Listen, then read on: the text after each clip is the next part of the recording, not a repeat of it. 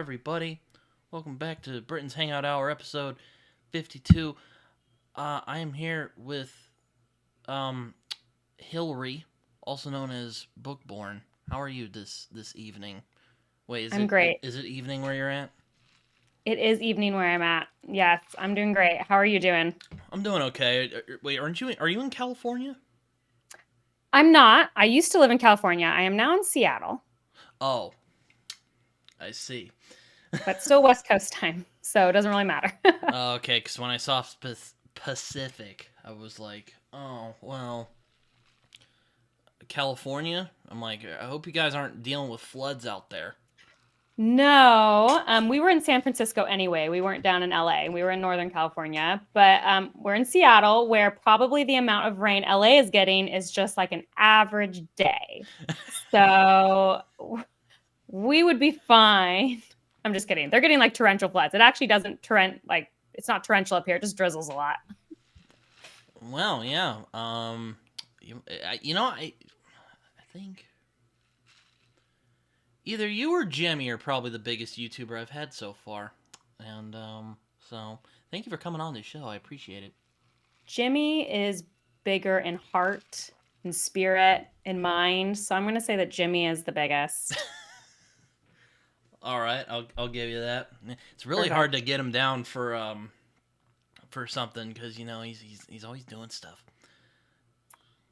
Well, he has his own kind of show like this. I feel like that keeps him really busy. Yeah, he's a good man though. He's good people, as they say. Yeah. Yeah. I love Jimmy. You were actually on his show not too long ago. As a matter of fact, I I watched that was. episode. Yeah. Yeah. I've been on Chatting with Nuts a few times. That's always a good time. Yeah. Me and Jimmy love to chat. Yeah. He's one of my friends on this platform for sure. Yeah, you're also on you're on Laura's thing the other day, Love Bomb or whatever that's called. Yeah. Love Bomb on Fantasy Awash. Me and Laura actually started talking before she had her channel. Oh yeah, I think I was watching your guys' show for a little. I think you guys mentioned that. Mm-hmm. Yeah. So we had talked. I think she was saying around Wheel of Time, is when we started chatting. So it was fun. Although I didn't realize how long you've had your channel. I thought you'd only had it a couple of years, but you've had it like 5 years. Yeah, I've had a journey on this Mm. site. I used to have a gaming channel back in the day. I'm not gonna say the name because I've, I, it's like those embarrassing like kid photos you have. It's like you're fond of them, but you probably don't want other people seeing them. Or well, I mean, that's you how must I have been view it. really young because you're young now. Yeah, And I 5 years was. ago would have been even younger. Oh yeah, I was a kid when I was doing that. I'm gonna be 23 in March, so Oh, um you have a March. When's your birthday? ninth.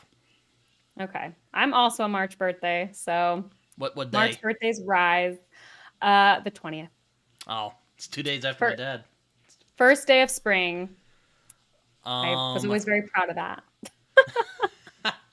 it's also funny is well I started this new show on my channel called What's the Big Fuss, and on the newest voting thing I use, your husband's book showed up. So yeah, Oh.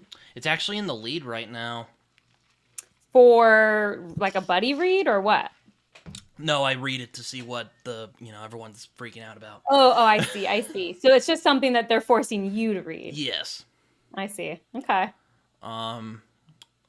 Yeah. I'll leave it there. Well, I feel like I have to tell a lot of people, like, I wouldn't really care if you didn't like it. No, Like it's not, I don't find it's not personal to me. I haven't read it yet, so I don't know. But I'm Yeah, just but I'm just saying, like, if you disliked it, it wouldn't like be upsetting. It's, you know what I mean? It's like not every book is going to work for everybody. We don't take it personally. yeah. Like, I think people get weird about it. didn't you make a video about that entire subject a few weeks ago? Yeah, I did. I've made a lot of videos on that subject because I think in general people take it too seriously. Like it's just not that serious if someone doesn't like a book you like. Yeah, I suppose so. Yeah, I struggle with that too. Even though I try to be more diplomatic about it. I I think the big thing comes and like maybe it helps that I'm a lot older than you. Yeah. When I was younger, I think I took it a lot more personally because I couldn't separate my identity from the books that helped shaped my identity. And though books still shape my identity, I'm able to understand that just because someone doesn't like my favorite book, it doesn't mean they don't like me. And once I ascended there, then you really free up. Your life gets better. Well, well, I was going to say, you see, I'm a young, passionate man, and you're well wiser. We'll keep it at that. I'm old. That's okay. I don't mind. I feel old. So I don't mind being called old. Oh, you're not that. You don't look that old. You're in like you seem like I'm in my 30s. I was about I'm to a say. I guess good you're in like your 30s. You know. solid 10 years older than you, like a solid decade Yeah. more than. Yeah. You've covered a lot of books on your channel though, and you've made discussion videos too, which are pretty cool. So yeah, if I watch Okay. your channel. Um, I don't know if I watch it as religiously as like I do a Jimmy, though he doesn't make as much content anymore. That makes me really sad. But you know, it Well, is what it he is. has like multiple channels. So I feel like he is making a lot of content. It's just across a few different subjects. Oh, oh, I didn't. Oh yeah, he has that manga channel. That's right. He has a manga channel and he also helps on Lost in the Cosmere. I think that's what it's called, which is like a Cosmere podcast with him and Christian from it's Lost in Roshar. Lost in Roshar. And Christian's channel. What is Christian's channel's name? I'm blanking right now. Um, I don't know this you know, so he Christian. does like a Cosmere podcast and he does like a manga channel and then chatting with nuts and all that stuff. So I feel like he does do a lot of content. It's just like spread out. Then never mind. I guess it's that he hasn't made content on the channel that I watch except for like chatting with nuts and then like here's what I read last month. You know. Yeah, I get it. I get it. Again, it kind of makes me sad. I also watch Yeah. friends of mine on here. Like, I don't know if you've watched John Talking Story on here. There's like so many. Like, that's a common name. I was gonna say you need to give me more details. He's called Talking Story. He I don't covers know. things. Cool guy. I call him my booktube uncle. Your booktube Cause uncle. I don't know I if I know his channel. There's I so I many. love There's my so many. dad too Sometimes it's hard to much. know. I couldn't bring myself to call him my booktube dad because I love my real dad a lot. So there you go. Oh yeah, love you, Dad. If you watch this, he's probably not gonna watch this. And you know, I was talking to a friend of mine earlier today, and she's like, "So are you guys just gonna like talk about Brandon Sanderson the whole time?" And I'm like, "Well, no, probably not. I mean, we could, but We there's other could. things she likes, like Yeah, I mean, I actually you like Game I of would Thrones, I like Game of and Thrones. I like Wheel of you like Time. Harry Potter. I I like love Harry Harry Potter. Potter. I like Mark Lawrence. I like I don't know, a lot of stuff. Nah, she was just messing with me, of course. I was like, yeah, you're hilarious. Hey, I would talk about Brandon Sanderson the whole time and be perfectly happy. Well, you've actually met him, so you know I'm sure you I have some have. interesting stories about that. I mean, I had met him before I flew out to do Brandon's book club because when we lived in San Francisco, we went to two of his signings in Mm. San Francisco. So, and that started like one of them was in, let's see, it was Shadows of Self. So when did Shadows of Self come out? I don't know. Oh, you know what? I can think about how old my son was. I think it came out in 2015, and like it was easy to meet him at a signing in 2015. As wild as that is, like his fandom has grown so much in the like 9 years. Like we didn't have a ticket. We just showed up to the signing, listened to him talk. Maybe we were there for like an hour hanging out, and then I got our books signed, took a picture with him, talked to him. Like it was easier. And then we did that for Oathbringer as well. Now, Oathbringer was harder, and that was only 3 years later. It was a way bigger event. We had to wait a lot longer, but we still got to like take a picture and talk to him. And so I had actually met him twice before I flew out to book club. But obviously, book Oh. club was a cooler experience. So like, how does that work? Do you get like an email, or does he send you like a letter? Is he like dramatic enough? He'll send you like a letter or something. It was an email. I actually was warned about the email though, Oh. by Murphy. So Murphy Instagram messaged me and just said, "Hey, I'm doing this thing and they need another person and I suggested you, and like I don't know if they're going to contact you or not, but it's going to be a fast turnaround and I know you have kids and I know you'll need babysitting, so I'm trying to give you some warning so you could like put some stuff in order just in case." She's like, "I don't want to get your hopes up." And then I got the email maybe like 2 days later, or even maybe a day later. And then a week later, I flew out. So it was like a very fast turnaround. Wow. Yeah. I very much appreciated Murphy giving me some heads up. Yeah, I bet that was appreciative. How'd you bring that up with like your family? Well, I didn't tell anyone because I have anxiety. I have a lot of anxiety. And I was so convinced that when it actually happened, I did not tell anybody. So I told my husband. My husband said, "I don't care what I have to do. I'll take off work. I'll do anything. You can go. It doesn't matter." So he knew. I did tell my mom, and I told like my best friend. Um, and Course, the those were the moms. only people who knew that I went. And in fact, even after I came back, like I told a couple of people, I didn't tell like anybody. Like there was a ton of people in my life who like just did not know I was doing it. I didn't tell It's anyone. usually the moms you tell. I notice because like I know in crazy stuff. Well, I haven't flown out to an author's house yet. Maybe someday. But usually when I do things, I usually tell my mom first. Yeah, that's like, I mean, my mom was She's like the like, "Oh second my person I gosh, told I gotta after go my call my husband. mom." You know. That doesn't change. Yeah, I called my mom. I was like, "Hey," but I even waited a couple days because I was like so scared it wasn't going to happen. And so it was like when the flight was booked and it was like 2 days before, it's like, I guess I'm going. So I guess I can tell a couple people now that I'm doing this thing. Yeah. I'll admit I've never actually read Brandon Sanderson. Maybe someday I'll try. He's on the someday list. Hmm. Maybe I'll try like Mistborn or like one of his secret books first, or something like that. Because Mistborn actually sounds pretty cool. Or like And it's I'm a shorter. I'm a concept guy, so like if you like a good concept, like I'm like, oh, I'll read that. And Yeah, and it's good to start with the shorter books, not as much commitment. It's only like a trilogy. yeah, then it splinters off to other trilogies. Yeah, but you don't need them. I mean, the trilogy is totally self-contained. You could read that and read nothing else and be perfectly fine. So it's still a trilogy. Oh yeah, you also like the First Law. I enjoyed that one a lot too.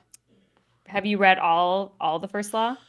No, I've only read the first trilogy and then Best Served Cold, which that was an interesting experience because I picked up the Blade itself kind of off a whim one day when I was at the bookstore, and I was like, people have been saying I like the cover that I got. Oh, I actually have it over Did here. you get like the UK covers? I just got this one right here. Oh, I like those covers too. Those are the ones I have. Yeah, I think Some people don't like them. or I was mistaken. I thought I saw it behind you, but I was mistaken on that. Uh, I mean, it is behind me, but not where you could see. It's Um, right above the shield. but yeah, wow, it's above the shield. It's above the shield to the Um, right. yeah, I picked it up and I'm like, all right, I'll read it at some point. Then about 2022, I was like, you know what? I'm gonna read it. I'm gonna see what all the hype is about. When people say first page, I was hooked. I don't say stuff like that a lot, but literally like the first like moment I was reading it, I was like, okay, I'm down. And Yeah, a lot of people say that I've about been the I've blade itself. I've been converted, we'll say. Yeah, it's funny because a lot of people had said that to me, and I actually was not converted that early on into the Blade itself. It took a little bit for me to get into it, but now I've read all 10. I'm obviously a huge Abercrombie fan. Um, Took me some time though. Yeah, he's good. It was interesting going from Last Argument of Kings to Best Served Cold, cause like I was gonna cause last year I stopped with Last Argument of Kings. I'm like, okay, just gonna chill there, uh, take a break, and then they announced they're making a movie for Best Served Cold. I was like, well, guess I'm reading that then, and I liked Yeah, it. but that movie's probably far. But I I don't. wanted to read it before before it ever I wanted to stay ahead of the game, and Yeah. I was like, all right, it's interesting. I thought Best Served Cold was pretty good, but I had some issues with it. Best of Uh, Cold is my least favorite of the 10. oh, That um, tells you anything. um, I would you mind saying why? I may agree with them. I thought it dragged in the middle. Like I think they should have cut some people she needed revenge against. I felt like it got really repetitive. It's the honestly the only Abercrombie book I've read that dragged at all. Like I feel like he actually has some pretty good pacing. It dragged. Yeah, I see what you mean. I kind of when I read it, I was kind of feeling like he was treading water a little bit with some of the Mhm. character archetypes. I was like, oh Yeah, and I no. think I mean I didn't give it a bad score. I gave it like a 3, which is my average rating. I just also think that Monza as a character was one of the least interesting main characters that I feel like he's written for me personally. Yeah, I know what you mean. I thought a lot of the side characters in Best Served Cold, like I liked Morveer and Shiv. I thought they were more interesting, and I don't know if it's just Friendly. Friendly's one of the friendly. best. Yeah, it's kind of interesting. I don't know if it's just Joe has a harder time writing women. At Joe least does such a good job with women in the second that's trilogy, what I've Age of heard. Madness. That's what Yeah, I've he just gets it heard. right. And I think he's talked about it. He just talked about it. It took him some time to get it right. And then, like, he just nails it in Age of Madness. Although I did really like Artie. He feels like Artie wasn't good. I loved Artie. I thought Artie I was think, fine. It was more like Pharaoh. Poor yeah, Pharaoh. Pharaoh Poor was Pharaoh. very What was she stereotypical, I think. doing? I don't think Pharaoh was bad. I just think she was less interesting when you compare to how good Abercrombie is at making like unique, interesting characters. I Pharaoh thought when felt she just was more with Logan, average. that was interesting. Though when they Yeah. were split up, I was like, oh, because like she's like, though I did this little spiel with because I had Laura on my show a few months ago, and I kind of went on this rant about how Pharaoh's always threatening to murder people, and then when she goes to Severard, he's like, "Oh no, my birds," and she's just like, "You know what? You get to live today." And I'm like, "What? Yeah. I don't even remember that part, to be You don't honest. even remember?" It's been so long since I read the first trilogy. Not Fair so enough. long. It's been a couple years, so I don't remember that detail. But yeah, I was never a huge Pharaoh fan, so I thought she was that's fair. interesting when she was with Logan. Yeah, those are some Personally, good scenes. I think with Best Served Cold, it had been advertised to me as like, here's his like great female character book. And I think that kind of uh soured it for me. I think Leanna, do you know Leanna from Leanna's Library? She's like the first yeah, law expert. yeah, She told me yeah, like Best Served Cold, you should view it as Shiver's book. And I think if I reread it, viewing it like this is Shiver's book, I'd like it a lot more because I think the arc is very important for Shivers. But yeah, Monza just isn't that interesting to me. yeah. I mean, Joe really likes his mirror characters, so it kind of goes back to the. It's interesting because there's a lot of stuff in Best Served Cold, like thematic wise, that I really liked, but at the same time, I'm like, no, but he already did it in the first trilogy, though. I kind of like I get the idea. You got your look, my 4 favorite books from First Law you haven't read yet. So Keep going. Like my top 4 out of the 10 you haven't even covered yet. Oh, I intend to cover them. I just haven't gotten around to them yet. You know, Cause Heroes is amazing. Heroes was the one I really loved with the standalones, and then all of Age of Madness is just like super excellent. speaking of Leanne, I watched her Red Country video a while back, and I was Mhm.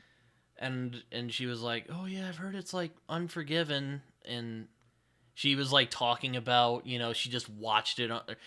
She made it sound like she was watching it from like off a whim or something. And I was just like, oh man, you gotta watch more westerns before you watch that one. It's like reading Watchmen without understanding Wait, what did she superhero. watch?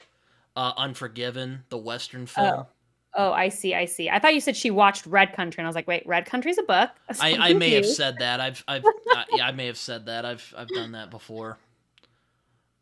Red Country sounds fun though. I heard that a character I really like comes back, and he's Red Country is generally everyone's like least favorite. It wasn't my least favorite. Best Served Cold was my least favorite. But if you really love westerns, then you'll probably like Red Country. I do like them. So yeah, but yeah, you actually made a ranking video. I don't think I've watched the whole thing, but I Yeah.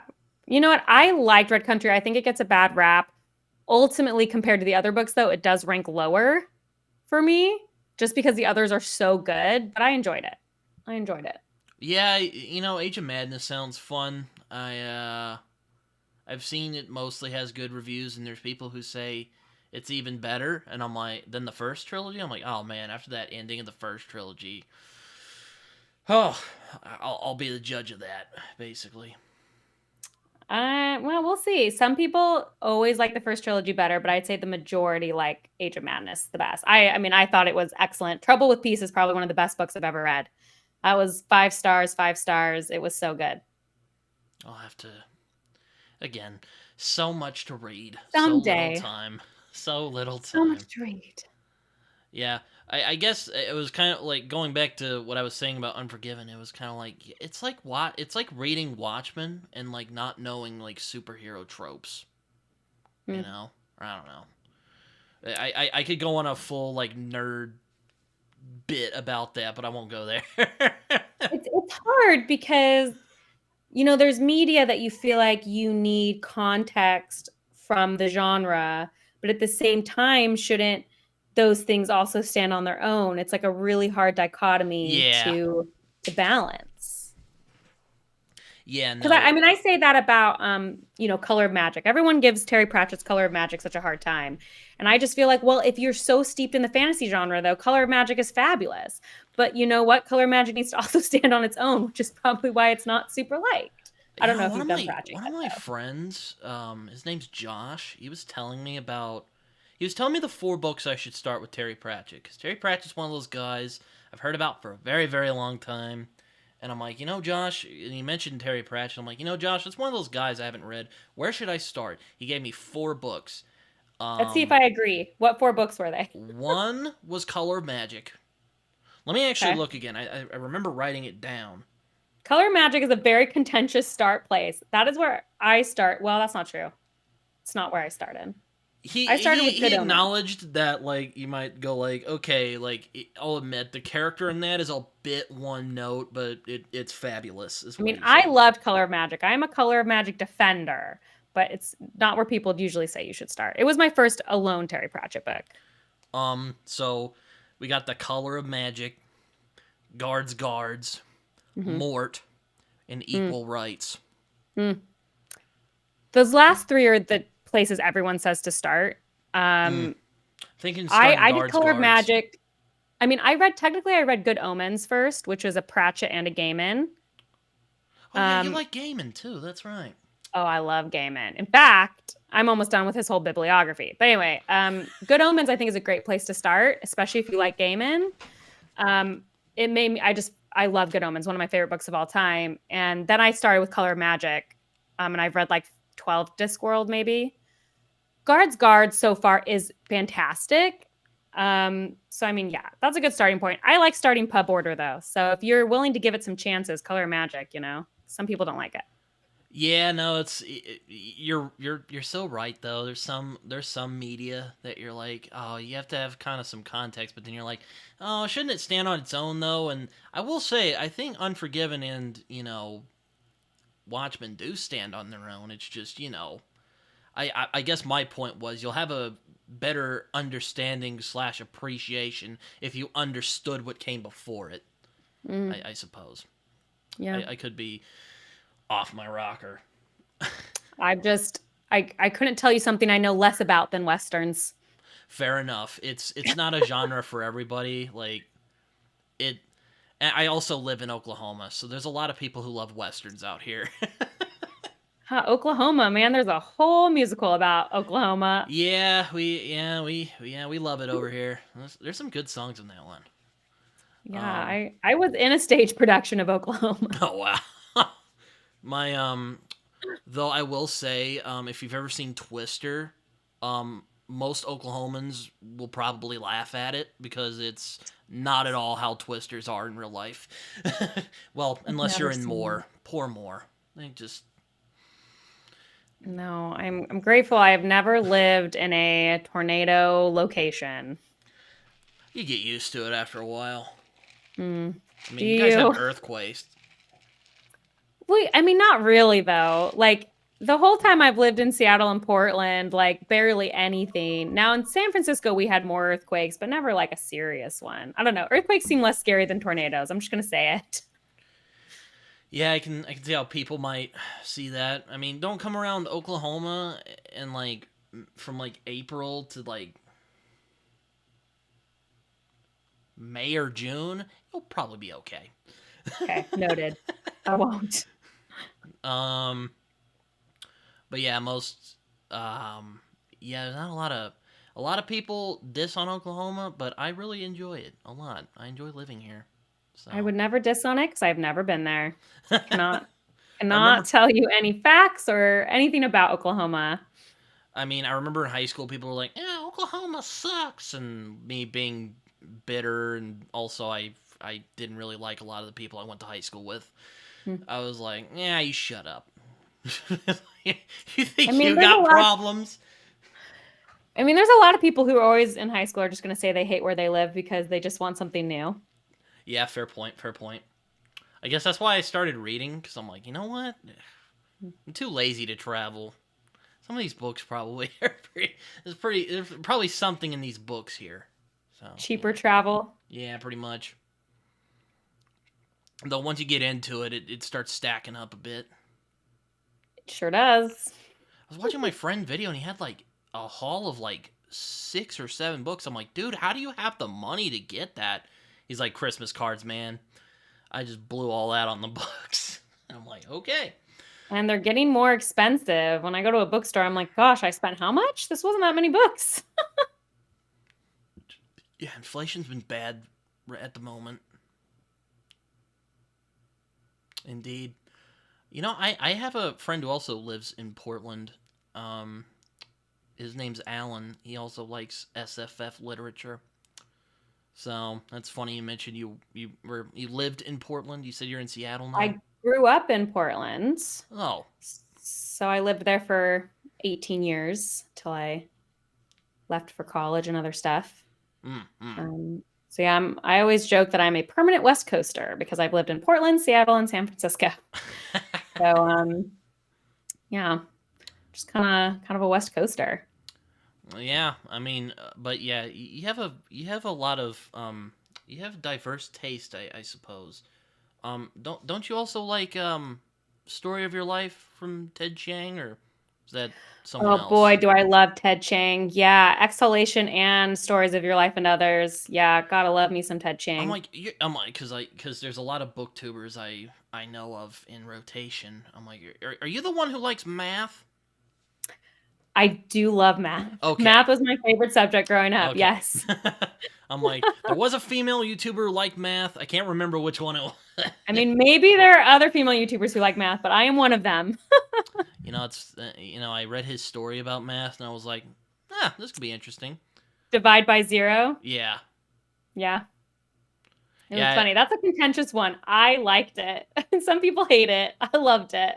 yeah. I'm not a math guy, but I thought that story was pretty good. You're not a math person? No, I don't know. So many people. It's like learning another language at parts because like even when the teachers would show me how to do the like math problem, I would still get it wrong. I'm like, okay, you know what? I don't think math is for me. Though for weirdly, I have this weird obsession with like dates and times for some reason. I don't know why. Okay. Tell me, like, what do you mean by that? Like, you can memorize, like, when everything happened, or No, I like keeping track of like dates and times and mostly dates. Like so like dates things happened, yeah, or yeah. okay. Also like history a lot, so that probably has to deal with it. Yeah, history was like my least favorite subject. So see, there's just something for everyone. It's just, give me a math class, give me a physics class, leave the history class. Yeah, I mean, I had a friend of mine, and we actually read stories of your life together, and he kept like complaining about it, and I'm like, dude, can you just let me read the book? Like, I'm just, just, just let it flow through you, you know? It's like Star Wars, you know? Or Let except, the hate, well, it's not usually that, let the hate flow not. through you. It's let the non-hate flow through you. It's the I'm, opposite. well, I was more like, let the book and the experience flow through you. He has to like nitpick things. I'm like, you know what?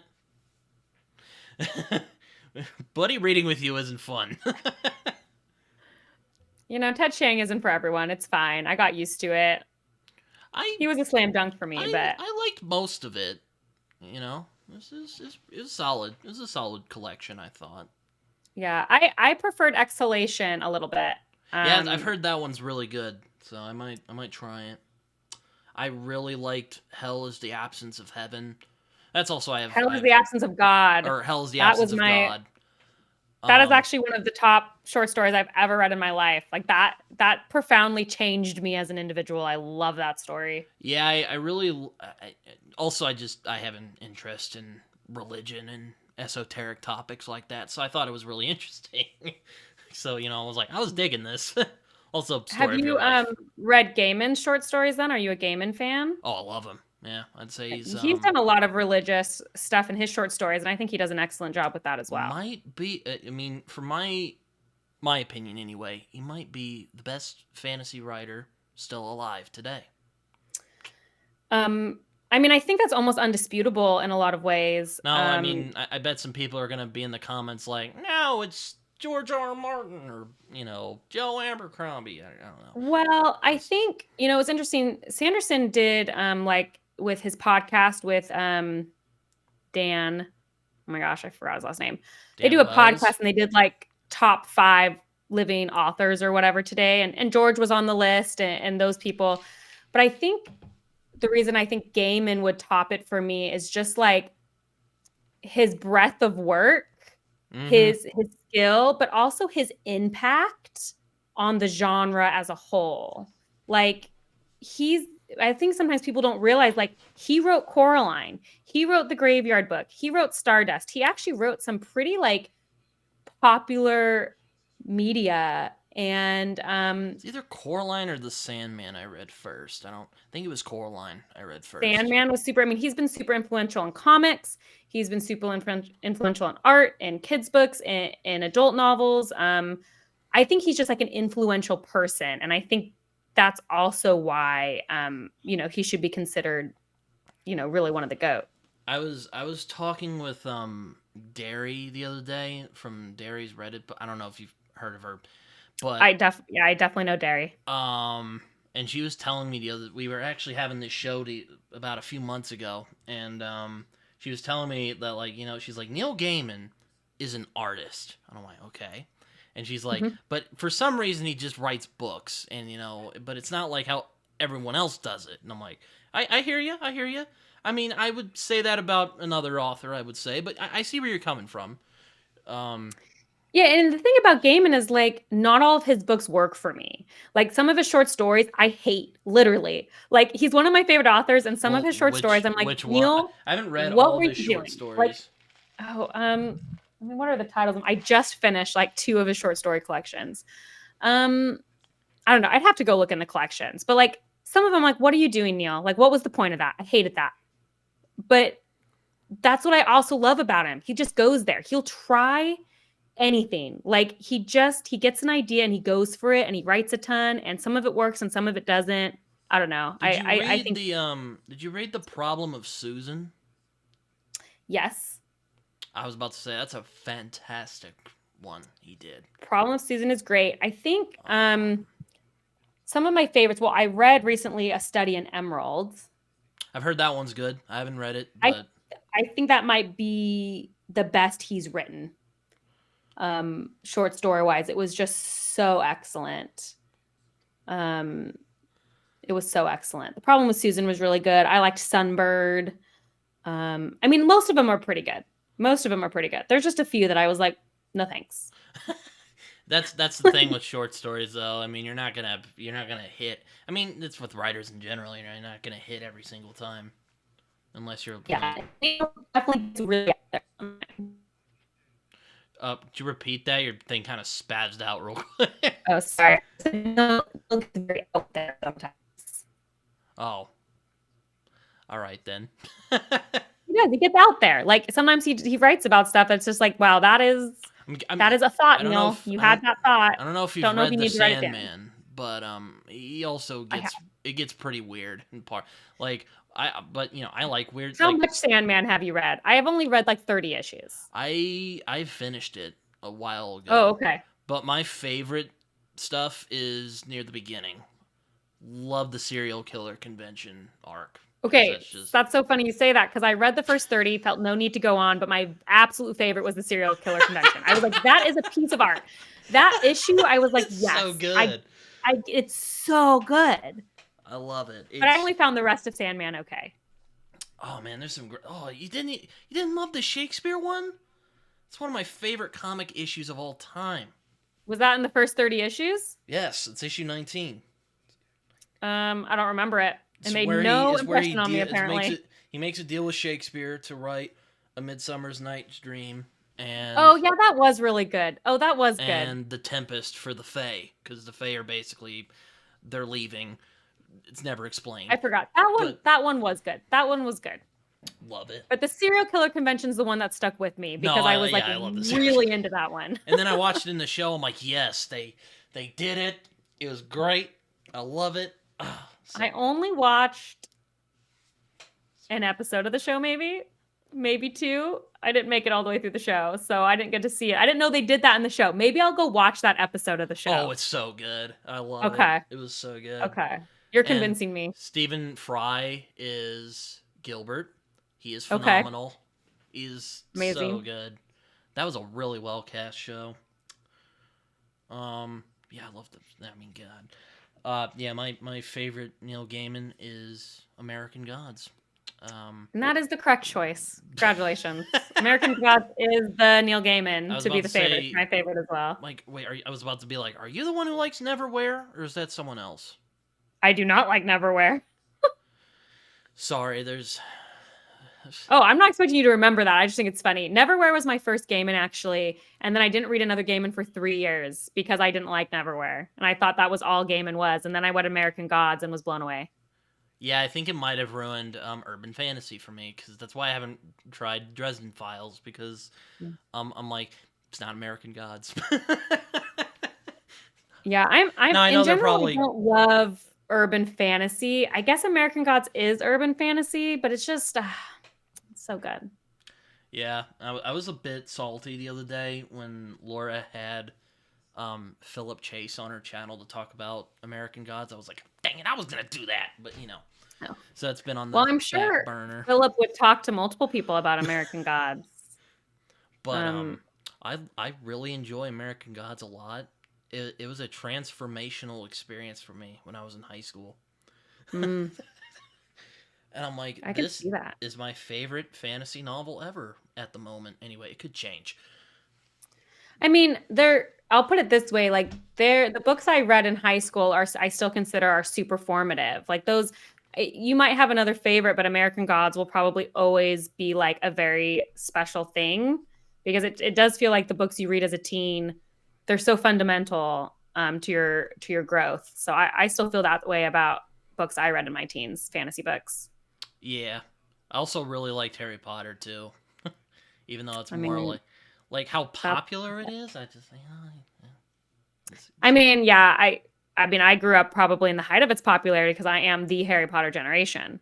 So, I grew up right as the books were ending and the yeah. movies were coming out, and I didn't consume any of them till middle school. And I was like, oh man, what was I missing out on? I missed out on a lot of this. This is pretty cool, you know. You got to just read them. I had to wait for everyone. Yeah. I'm glad she's not like George. That would have been bad. Would have been very sad. Um, you actually recently started Game of Thrones, which I thought was an interesting journey, cause you haven't even watched the show. Like, what's the matter with you? Well, I don't like graphic stuff. Okay, fine, I still am fine. not going to watch the show. It's just not for me. It's graphic People stuff in always the get so books too. I offended by mean, that, as if I'm like attacking Game of Thrones, but I could list a ton of shows I didn't watch because they were too graphic for me. I'm just like very sensitive to violence on screen. Um, I just don't like watching it. I will never watch it. I won't survive it. I just have to tell people like it's nothing personal. I won't survive it. yeah. Though I mean to be honest, if I think the books are worse, but about the violence anyway. Not like Well, I think the shows are worse for the sex, like for sure. Like everything I've heard for how they do scenes, like I'm positive the show is worse for it. Like especially what I heard they did with like Danny and Drago in book one. They like significantly changed the flavor of it in the show, in a way that would upset me personally. Um, Two, I don't have a super vivid mind picture when I read. So a book being more violent is going to always be less graphic in my head than watching it on screen. So, have you gotten they're to two Dance different of mediums. Dragons yet? No, I just actually started A Feast for Crows yesterday. So I've read the prologue I was of A about to Feast for say that Crows. there's a bit with the dogs, but I won't say. So Yeah. I'll let you get there. I mean, it's gotten more explicit as the books went on. The first book, though, I didn't find to be very explicit. Oh no, yeah, no, I'm kind of a bit. I guess I don't know where someone who loves the first one the most, but my favorite one's still the first one because Mm. I don't know, I like how it comes together. Though again, I think there's some issues I have with Martin's kind of stop. I do think he goes on a little too long at Mm. points, but that main story in Game of Thrones, I love how it comes together. It's a great book. Yeah, Game of Thrones is a Also, a great book. transformational experience for me because I remember I read it when I was in high school. And I was like, whoa, so it's not just Middle Earth. And I went I mean, I squeal. don't know. I think a Game of Thrones was transformational for me at 33. I feel like I read that book and was transformed. So I think it's a transformational book at any age. I liked your Sansa video because I was like, you know what? Thank you. She Yeah. gets Now way everyone wants me to do a overhated. Catelyn video because I love Catelyn so much. And it's just like, Catelyn's more complicated though. So I'm going to have to work a lot harder to defend Catelyn. I just like her. Yeah, Catelyn's. It's interesting. I like Catelyn a lot. And I think it's interesting, and I don't really see a lot of people mentioning this, but I do think her and her sister are more similar than they'd like to think. Hmm. Because, I mean, Catelyn is much more sane. I'll give her that. But they're Yeah. both very erratic. They're both driven by their emotions. Not a bad thing always, I don't know, man. but I've. Catelyn's sister. Oh no, she's batshit insane. I was just Okay, like thank you. Lysa is basically if Catelyn just went off the rocker. I mean, I can see what you're saying. Like, I think they definitely like have similarities, but I still remember like messaging Leanna about Lysa being like, she is crazy. Like I don't trust her. What is happening? And then like she gets worse and worse and worse and worse. So have you Oh gotten my to goodness. so where are you exactly in like the Song of Ice and Fire? You said Feast of Crows, but it's been I actually want to reread the Game of Thrones books at some I point. mean, I only read the prologue of A Feast of Crows. So basically, I've read the Have first three and then A Night of the Seven have Kingdoms. Sansa and Littlefinger gone to the Vale yet?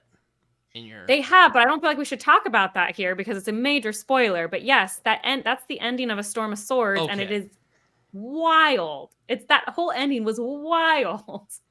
Yeah, I was about to say, that's probably where you see the peak of her insanity.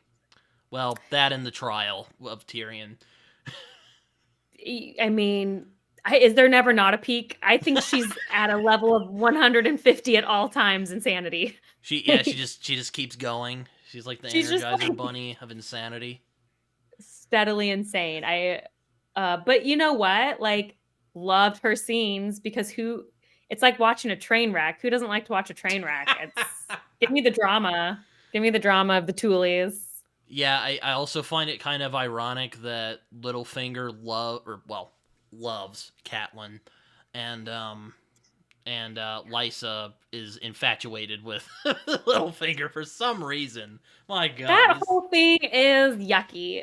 yeah, Yucky in the best way. Like I loved reading it, but like, gross. yeah. I think I think Martin's really. I think again, Game of Thrones was another one of those transformational experiences for me. I read it. I'm like, oh, so it's not just Middle Earth. Ooh, well, I'm sorry about that. If you heard that. Yeah. So was Lord of the Rings like your first fantasy then? Oh, well, I mean, I read it when I was in middle school, so I was Mm. kind of late to the party. I actually read that around the same time as, um, Harry Potter. Okay. I don't think middle school is late to the party for Lord of the Rings. Well, I mean, I was alive I was growing up as the Harry Potter movies were like, blowing up, and didn't watch them or read them till about a couple years after the final movie came out, and I was like, yeah, this is good. You know, I've argued with people about Harry Potter now, so there you go. You know, I just go on a little spiel here. Aren't you a Ravenclaw? You said that the other day when I'm a you're. very proud Ravenclaw. Yes. I'm a Hufflepuff.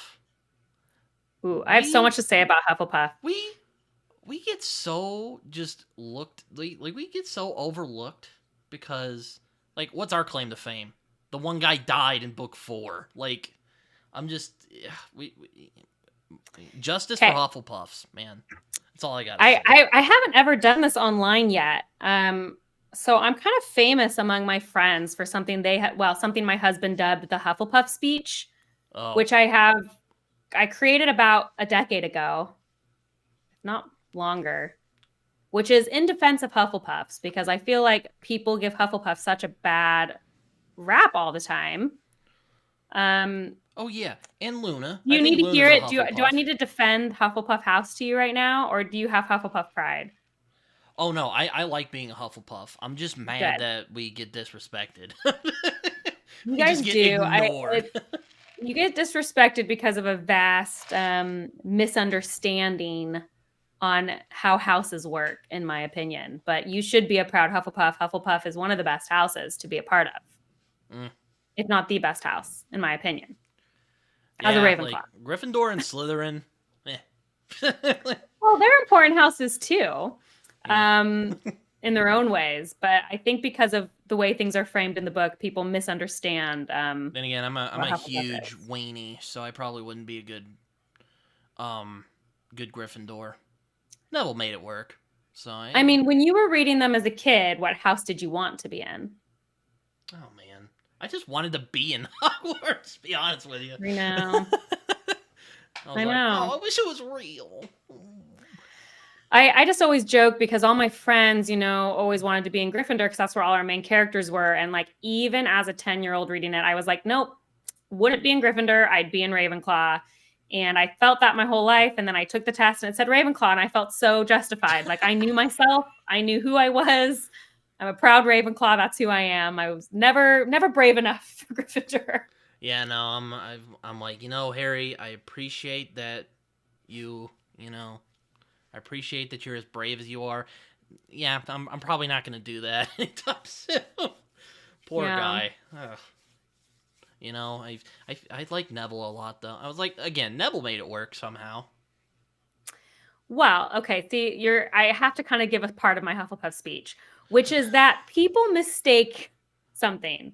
Is that they think houses are what you are, but houses are actually what you value, Yeah, I've which heard this. I've heard this sometimes are the before. same thing and sometimes are not, which is why you get people like Neville and Hermione in Gryffindor because they value bravery over, in Hermione's case, like smarts, or in Neville's case, like friendship or whatever. And that's support. Like I have textual support for the fact that it is what you value. So like you don't have to necessarily be smart to be in Ravenclaw. You have to value learning over all the other qualities, and the pursuit of knowledge. And that key difference explains a lot of house choices. So being in Hufflepuff does not mean you are not smart or brave or ambitious. What it means is that you value loyalty and friendship above those other things.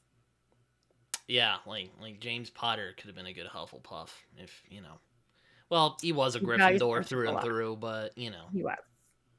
It's just what you value the most. And as a fun fact, all of my closest friends my entire life are Hufflepuffs because Hufflepuffs make the best friends. I did notice that. Like my best friend in college, my best friend in adulthood, my best child, they're all Hufflepuffs. And I was like, that's the thing, because they make the best friends because they yeah, value friendship. they're like golden labs. Yeah, they're gonna be there for you. They're the people you want to be friends with. Also, we get the rawest deal out of all the houses, I think, because like, what's our claim to fame? Robert Pattinson died in the fourth movie. First of all, Cedric is a great claim to fame. I do like Cedric. He Because got Cedric done is dirty. a He got the fabulous rawest. character. Yeah, he got the rawest deal like him and Neville probably got the rawest deal out of everybody in the. Neville did not get a raw deal in a lot of ways. Neville becomes a hero. Well, I guess I'm thinking Harry about his couldn't beginning defeat of Voldemort life. without Neville. That's true. That's true. Neville was like vital. And Cedric, Cedric gets a raw deal because it's senseless. I actually, my hot take is also that Cedric's death is the saddest death in all of Harry Potter, besides one sadder death. But I think Cedric's is so senseless Lupin's and random that it is one of was actually the saddest deaths. Lupin's for me was the saddest. I mean, I guess Harry Potter spoilers are fine. I guess people should just leave if they don't want Harry Potter spoilers at this point. But I think if you Fred haven't read Weasley any of these books, I think Fred Weasley is the saddest death in all of Harry Potter, pretty objectively. They kind of undercut it in the movies, but yeah, it is very sad. Also, Sirius crushes me too. That was tough. Yeah, I mean, Sirius is my one of my top 3 characters, so I think it's crushing. I think what I always explain to people where Sirius feels better is that narratively, Sirius kind of had to die for Harry he also to got be a raw alone. deal too. My God, like Sirius, Cedric, that guy who was the gardener for the riddles, I think is, and like Neville. Frank. Well, growing up, Neville, he got his act together when he was older. I mean, a lot of people get a raw deal in Harry Potter, but that's the point, right? Yeah. I mean, you could even say Snape, who I gotta save all these opinions for like my 3-hour live. I don't know if you were still there on Laura's live when I said someday I'm gonna do a like 24-hour live where all I do is every Harry Potter opinion I've ever had. Yeah, no, You might have left the live before that happened. I've had like discussions with people about Harry Potter, so there you go.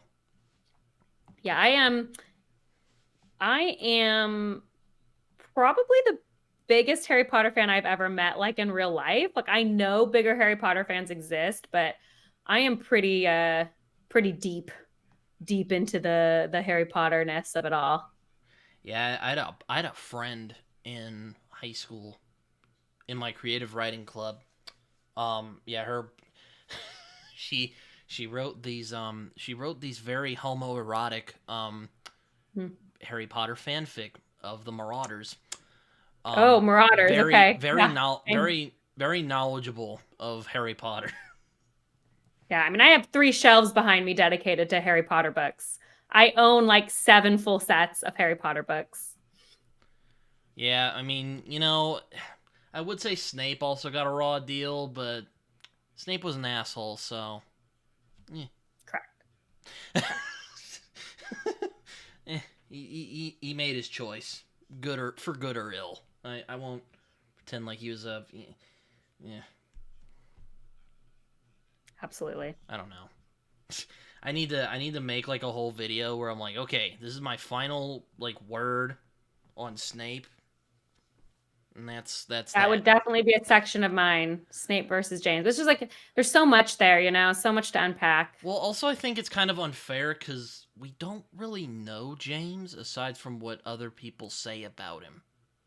Good. You know what? That is like my literal number one point. I've written some of these out actually. I have when I used to thought I was gonna be a blogger. I have like a Word document written out about this stuff on my computer. Wouldn't you guys like to see it?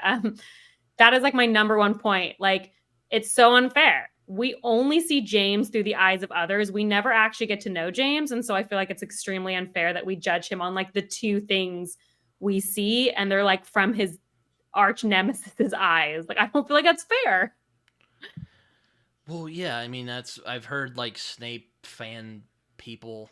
I don't want to say fanboys because I think for some reason I've noticed a lot of women really like Snape. Like, yep. I don't think there's anything wrong with liking Snape. I think he's a complicated character. I just think people misunderstand the complicated character a little bit. But you know what?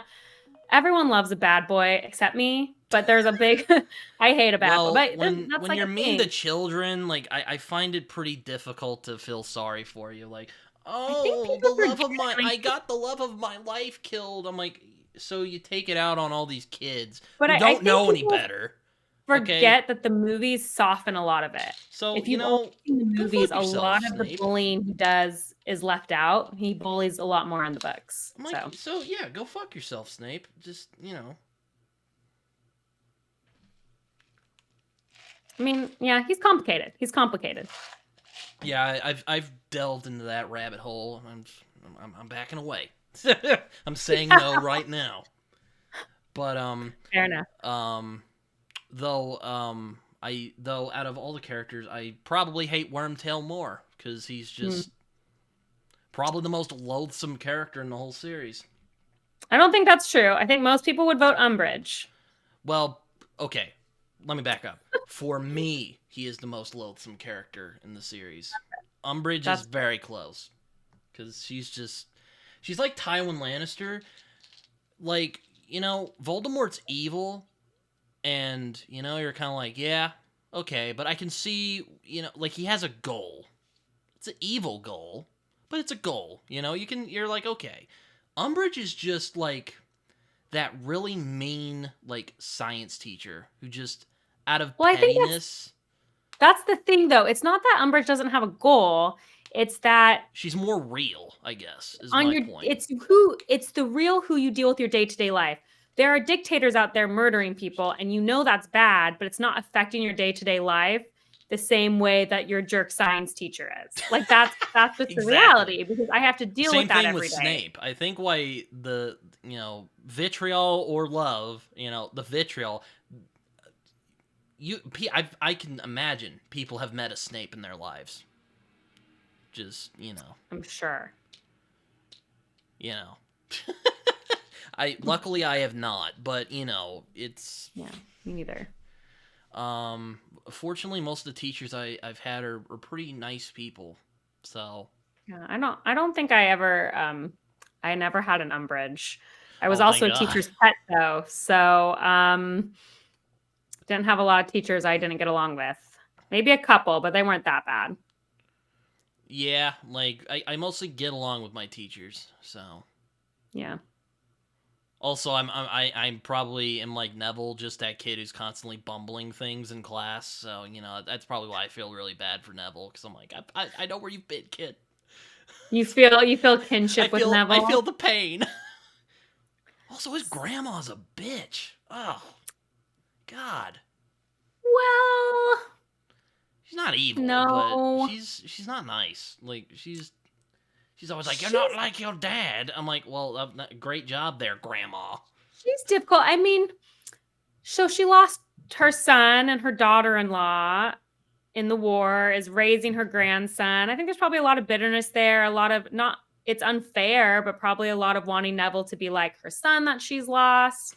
I think as the end of the book progresses and she she gets better at it, and I think yeah, it sucks for Neville, but I have sympathy for the situation. I mean, Yeah, it didn't die, almost worse than death, to be I was about to honest, say, having to yeah, see your that's. son and daughter-in-law that way. I mean, I hate saying this because I sound like a dick, but like, at least with Harry, there's closure there. You know, your parents died. It sucks. It's really horrible. You know, but like, they're dead. You're like, okay. Neville's You know, situation is definitely Neville worse. is his parents were literally like vegetables. Like, just I can't even imagine that. And that's why I Yeah, always say he gets a raw deal because it's like, also again, I've been where he's been at, and it's not fun. It's not a fun place. yeah, yeah. It's definitely worse. But Neville's is one of the heroes of the novels. Is the good news. That's true. That's true. I mean, he's basically like if Wormtail had balls, pretty much. Him and Wormtail have very different priorities. It's a good foil. Yeah. About how the whole series is about choices, and being dealt the same cards. What choices can you make, and what does that do? Yeah, I mean, I think if you could sum up Harry Potter, there's that line from Dumbledore: "Ever the dispenser Our of choices, wisdom." Harry, who show Yeah. who we truly are, far more than our abilities. Chamber of Secrets. Yeah. I should have just said, "Hey, you say it," because I'm probably just gonna butcher it. I have many quotes memorized from Harry Potter, and that is So- definitely one of the best. So, what's your favorite of the books? Number 3. That is the correct answer, because that is mine as Oh, well. good. See, that's funny. A lot of people on BookTube like Prisoner of Azkaban, but when I say that in my real life, people are surprised. I love it. Also, I love the Marauders map. So there you go. That's kind of, and yeah, I love the book. Movie's also my favorite, which is kind of funny. I also really like Half-Blood Prince, though I think the movie kind of, I have issues with it. I have issues with the movie. I have issues with every one of the movies. So, I was too close to it. I was too close to the books. Like none of the movies were going to ever do it for me. So, what do you think of Alan Rickman as Snape? Because that's always a contentious one. I'm always surprised that it's contentious because I think Alan Rickman's amazing. Now I understand. It's not his performance. It's just how he's portrayed in the movies versus in the books. I mean, that's my biggest issue with the movies is they change the characters. Alan Rickman is definitely a softer Snape than he is in the books. Ron is a completely different character. I was about to say, yeah, he's more like a stern kind of jerk teacher, but like he's not like, They remove the bullying is the thing. They remove the bullying. Yeah. So it does change it. I can't imagine a better Snape. It's not Alan Rickman. It's the script writers, right? It's the producers. Like that's where I think a lot of it fails. I actually think the casting is pretty close to perfect on almost everyone in that movie. It's the choices they make that I don't agree with necessarily for the writing. I will say one of my favorite scenes in all the movies is the one where they find out who the real traitor is in Prisoner of Azkaban. Love it. It's so good. The dialogue. Well, just, I mean, I've barely like. It's funny. I've read the books. I won't tell anyone how many times I've read them. That's how many times. That gives you an idea how many times I've read each book. It's so big. I mean, I have things like memorized. I used to be able, like my sister used to be able to read passages and leave holes, and I could fill in words who said them. I could like recite, tell her what chapter things were from. You're like there. I'm a fan. I can't do that probably as well anymore, but I could do it. And I've probably seen all the movies once. I've seen a couple twice because I'm now watching them with my son as he reads the books. But like, I really just did not with the movies. I don't really remember a lot of the movie scenes because I really haven't watched them. Yeah. No, it's, when you've memorized a book, the movie is just never going to do it for you because you're going to know everything they left out, and it's just you get too attached to things that don't matter. I will admit, though I love the Prisoners of Azkaban movie, I am kind of sad that they left off that they kind of left out that Sirius, Lupin, Peter, and James created the Marauders map, and they were close friends at one point. So like, I mean, the they also betrayal left out the entire Quidditch Cup. also the betrayal doesn't feel quite as brutal as it could have been, I guess. Yeah, you're just like, who's this fucking guy? I mean, I think that's actually the problem with a lot of movies. The fourth is my least favorite movie because of that very reason. That's like, most people's least favorite film. They don't explain at all what happened is the problem. Like, so there's like a depth that is just missing from those things because of that. Yeah.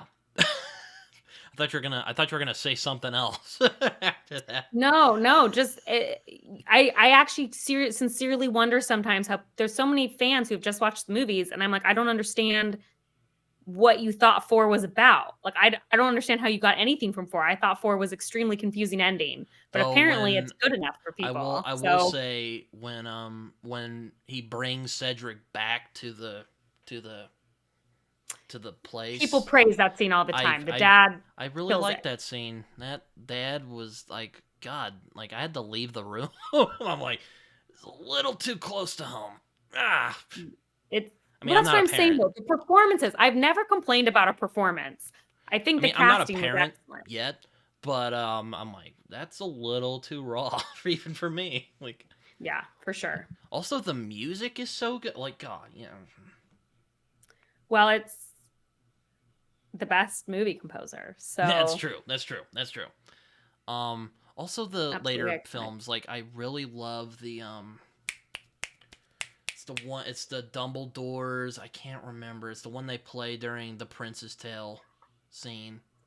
I mean, you're talking about the three brothers? No, that composition during that scene. I love it. I think it's a great. Yeah, that's what I'm saying. Yeah, like the music of all of them are really, really good. Like, I mean, that's the thing. I was actually like, the Prince's Tale was done really well in the movies, I thought. Yeah, I remember that part actually.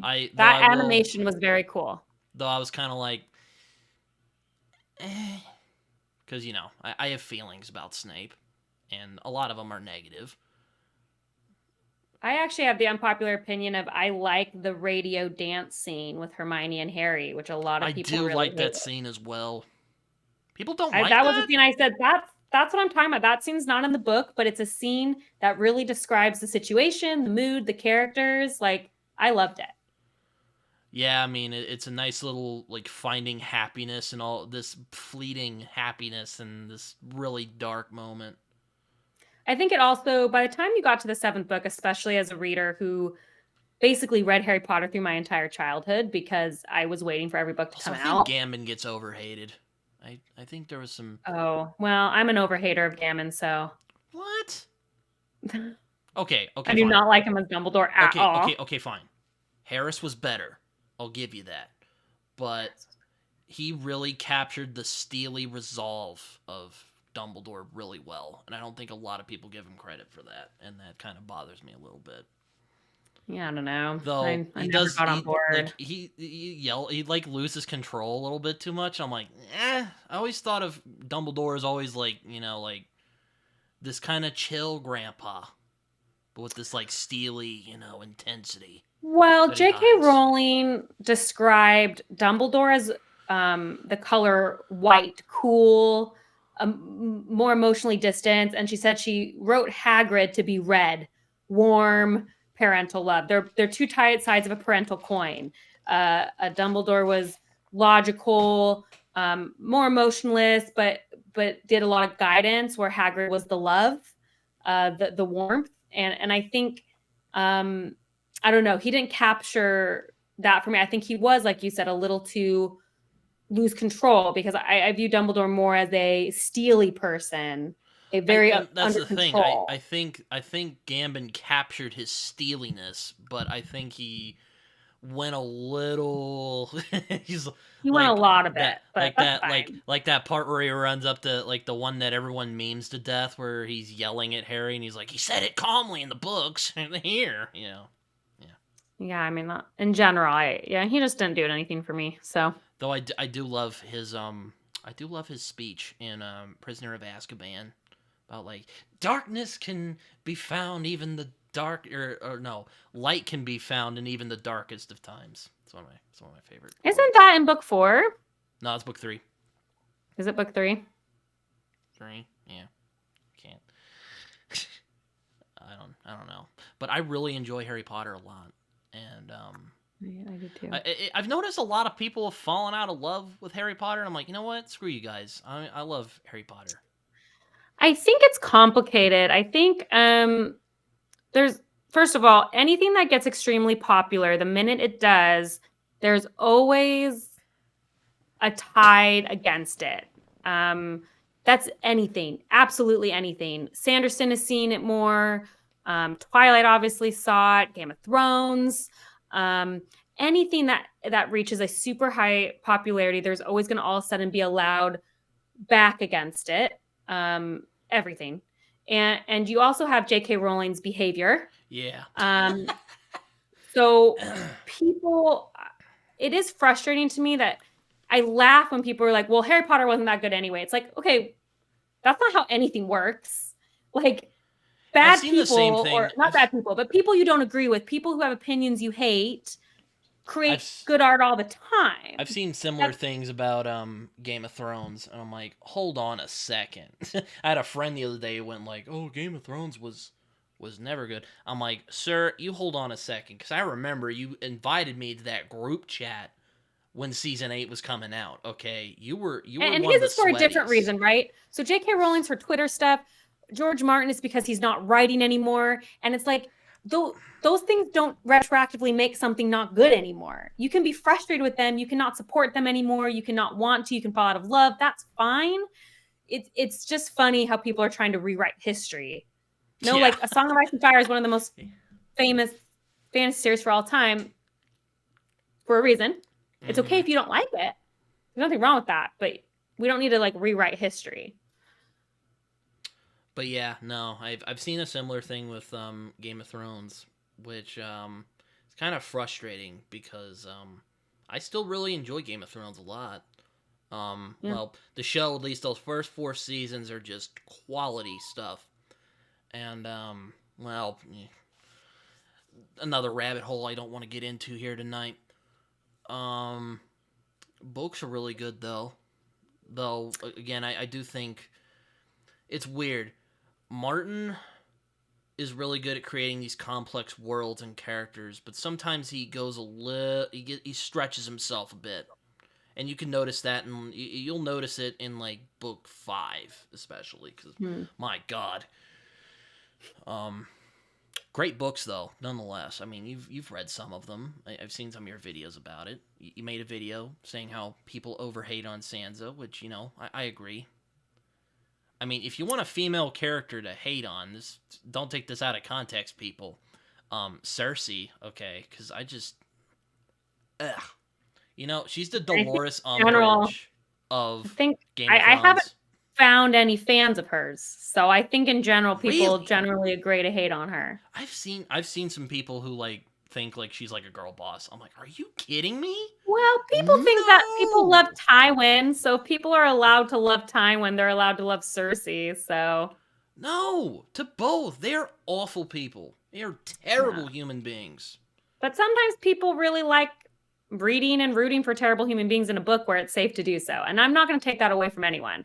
But I don't think I've seen anyone argue that Cersei's a good person, though. No, I don't think I've seen that. But there's like, oh, you see, she's held back by the patriarchy. And I'm like, yeah. But she is. Like, that's what makes Cersei such a fascinating character and makes George such a great writer, is because she right said now, it herself. She wants to be a man. People wouldn't have the courage to write a villain like Cersei who makes good points. Because sometimes I'm reading her stuff and I'm like, you have a point. I still dislike you and you're still a terrible person. Doesn't mean everything that comes out of your mouth is wrong, which makes her a real person. Like that's what makes his writing so excellent. Because she does have some really good points when she's talking to her dad in book 3. And I'll stand by that. Doesn't mean I like her. Doesn't make her a good person. I would add to that, it's all about her, though. Because she doesn't give a damn about anybody who isn't Cersei Lannister. Well, except for Jaime. I don't think she cares about Jaime, except for, you know, she doesn't care about Jaime. She doesn't give a shit about Jaime. Jaime loves her. And I'm just... Jaime cares a lot about Cersei. Cersei does not care about Jaime. Just leave her, damn it! Throw the book across the room. Cersei loves Jaime because it's the closest she can be to loving herself. Yep. But that, again, I mean, she might make good points, but I think that's kind of... I think it's undercut by the fact that it's all about her. It's not about, like, anybody else. Right, but I think that's very in line with her character. I think her caring about changing the world for anyone else would be out of character. Doesn't mean that unfair things haven't happened to her, though. Well, no. Unfair things have happened to her. She's just chosen every worst possible action as a result of that. Once again, it's our choices, Harry. You know, it's interesting because it's weird. I think that the Lannisters are some of, like, the most flawed, dysfunctional people of Westeros in general. They're the most interesting family, though, out of all of them. Maybe except for the Starks. I have a soft spot for I'm the Team Starks. Stark, but yeah, the Lannisters got some interesting stuff in there. Because, sure. Like, Jaime, like, he wants to be good, but he's so just... His father's a monster. His sister's a monster. He never really had any, you know, anyone who showed him how to be a good person. Well, till he got his hand chopped off. You are going hard and fast into spoilers, and I got to remind you, I've not read all the books, so please be mindful. No, Storm of Swords is when he loses his hand. I understand. I'm saying I know he loses his hand. I'm warning you because you're just saying spoilers. I'm just reminding you I have not read the last 2 books. Oh, okay. I was trying to keep it before Feast of Crows. Yes, no, I know his hand got chopped off, and that was a very unfortunate thing. Which actually I accidentally that was probably the best thing that happened to him, ironically enough. Yeah, I actually accidentally predicted that his hand was going to get chopped off. Wow. So that was funny when it actually happened. Also, it has my favorite character, which is Tyrion. So yeah, it's interesting.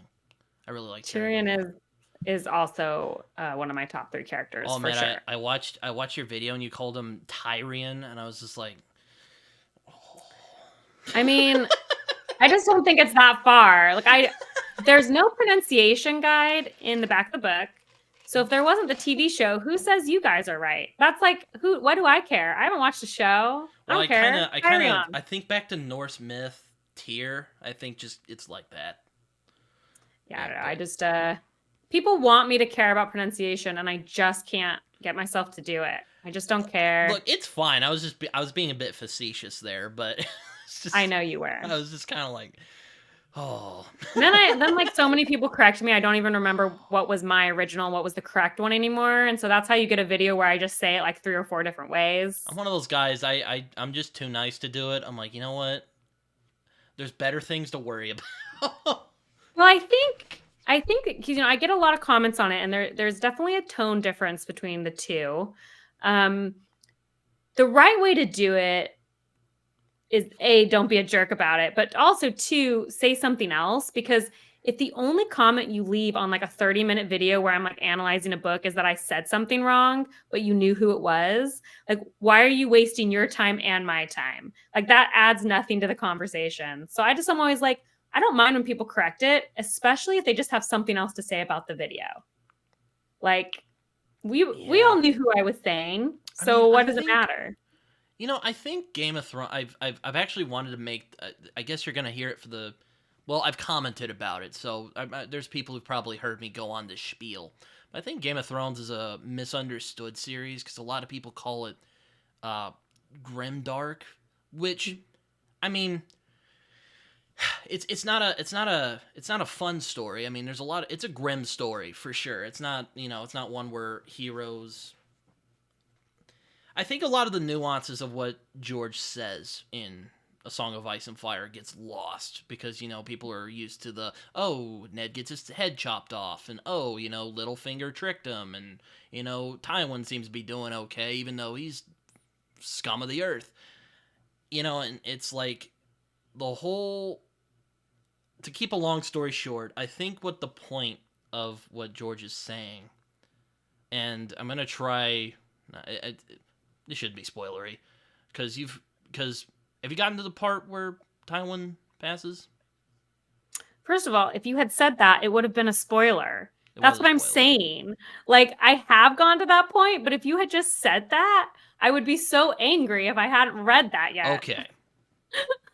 So be so careful, because I really don't want spoilers for the last 2 books. Okay. But yes, so, I have gotten to that point. Okay.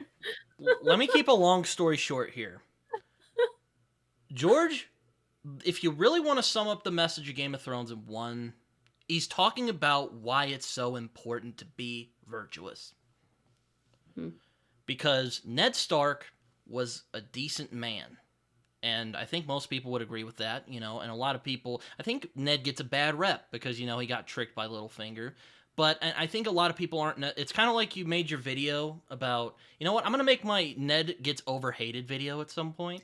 Does Ned get hated? I've never heard any Ned hate. No, okay, maybe not hate, but everyone's like, oh, you're an idiot, you told Cersei the thing.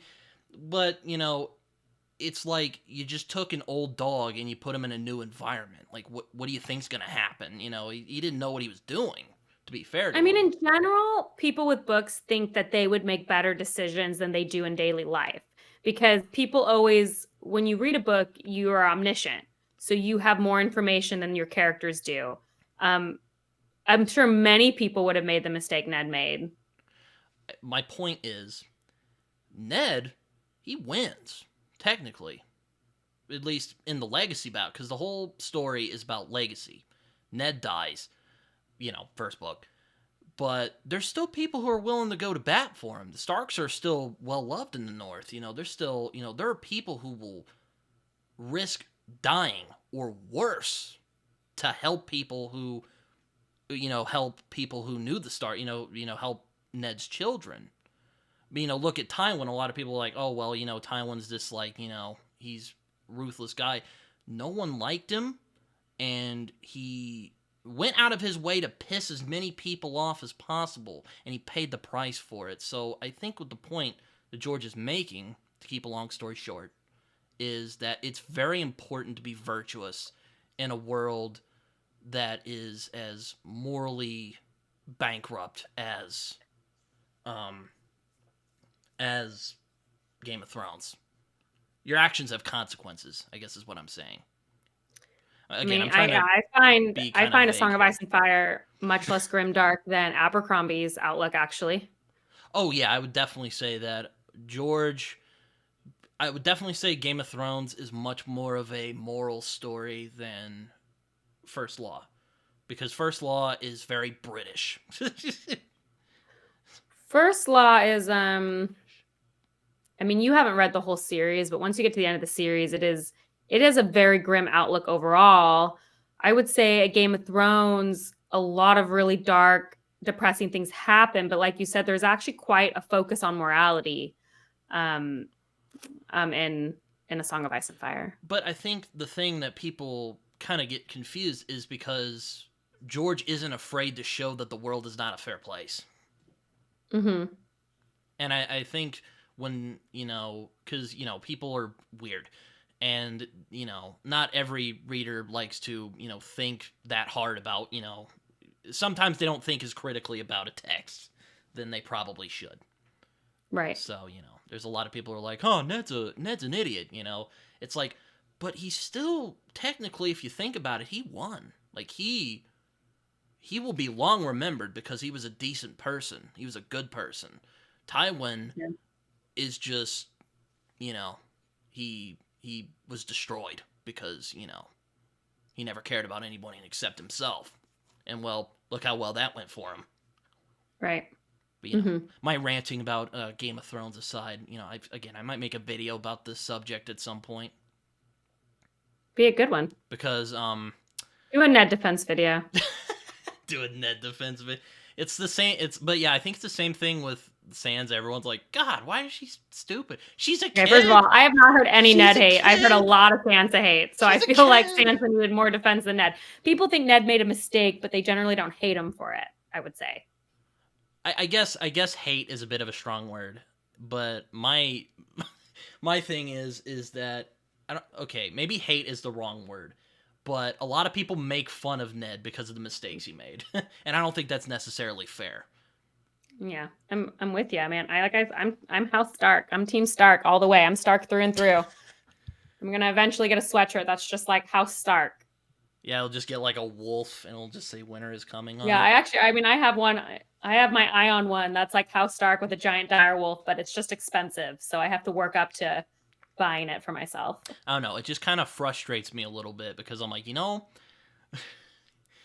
how many dumb mistakes you've made in your life? Like, I'm sure if most people were in that situation, they probably would have made similar mistakes to what, like...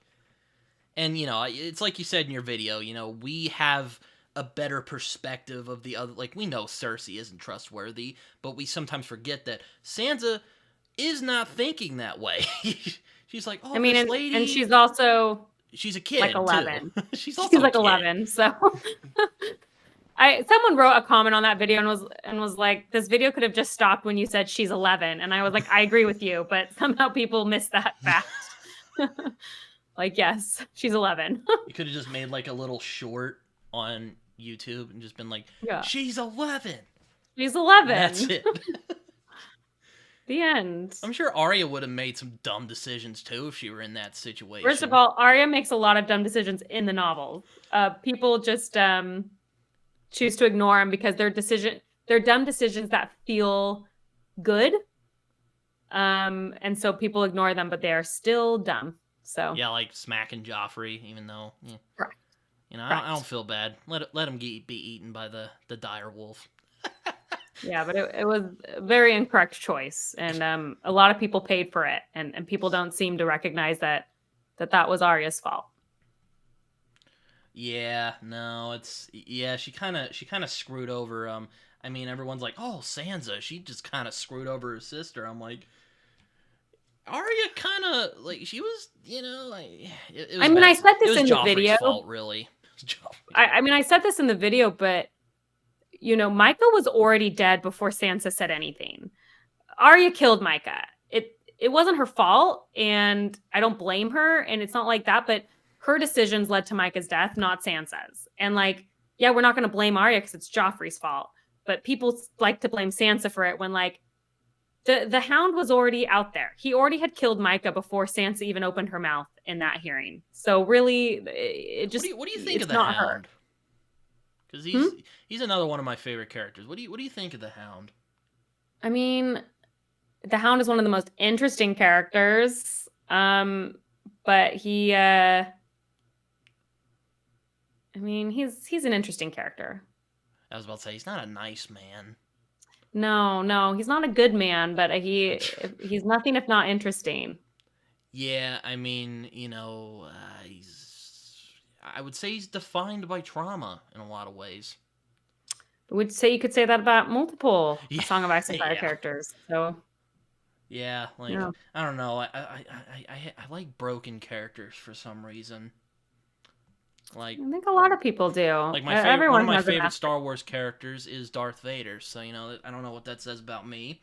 But I think there's a lot of people's favorite character. I think that's very common, actually. Well, he's one of them. Also, the Clone Wars helped. I was like, man, it's so good. Why weren't the movies everyone like this? Loves the Clone Wars, and I mean, Anakin's a classic, one of the most classic story archetypes we have, and that's for a reason. People really love that archetype. Yeah, he's it's it's probably because the Clone Wars was so good, but it feels really sad when he does turn.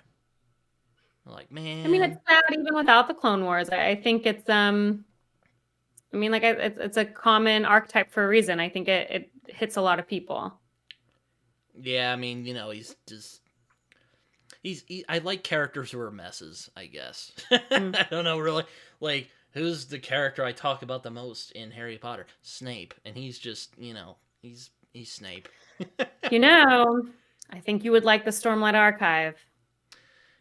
Maybe, yeah. He's The Stormlight Archive's whole thing is that you get magic powers from being a broken individual. interesting. Never heard Like, that. I mean, that's how at one point Sanderson used to describe it, that it fills in the cracks and helps you heal. Is the people who are going through the most are the people that the magic powers seek out. So there'd be a lot of characters for you to love in Stormlight Archive. I might have to try it someday. Like, I've always been hesitant to try Sanderson, like I mentioned earlier, because it's just, he's really popular, and I mean, I don't think that popularity necessarily means it's always going to be like bad or anything like that. I mean, I've read Scott Lynch's stuff last year. I really liked Britton, it. you've just talked to me for hours about Harry Potter And Harry A Potter, Song of Ice and yes. Fire, Gaiman, some of the most popular and famous novelists in the world. I like popular things, okay? Like, there are popular things I Star like. Wars. Star Wars, like, is there anything more universally liked than the original Star Wars? I love Star Wars a lot. So I don't think Sanderson being liked is going to be an issue. Fine. I don't think you should be scared of his popularity. Yeah, no. You like Lord of the Rings? Yeah. Maybe the most famous fantasy of all time? Yeah, one of them for sure. It's that or Harry Potter or Narnia.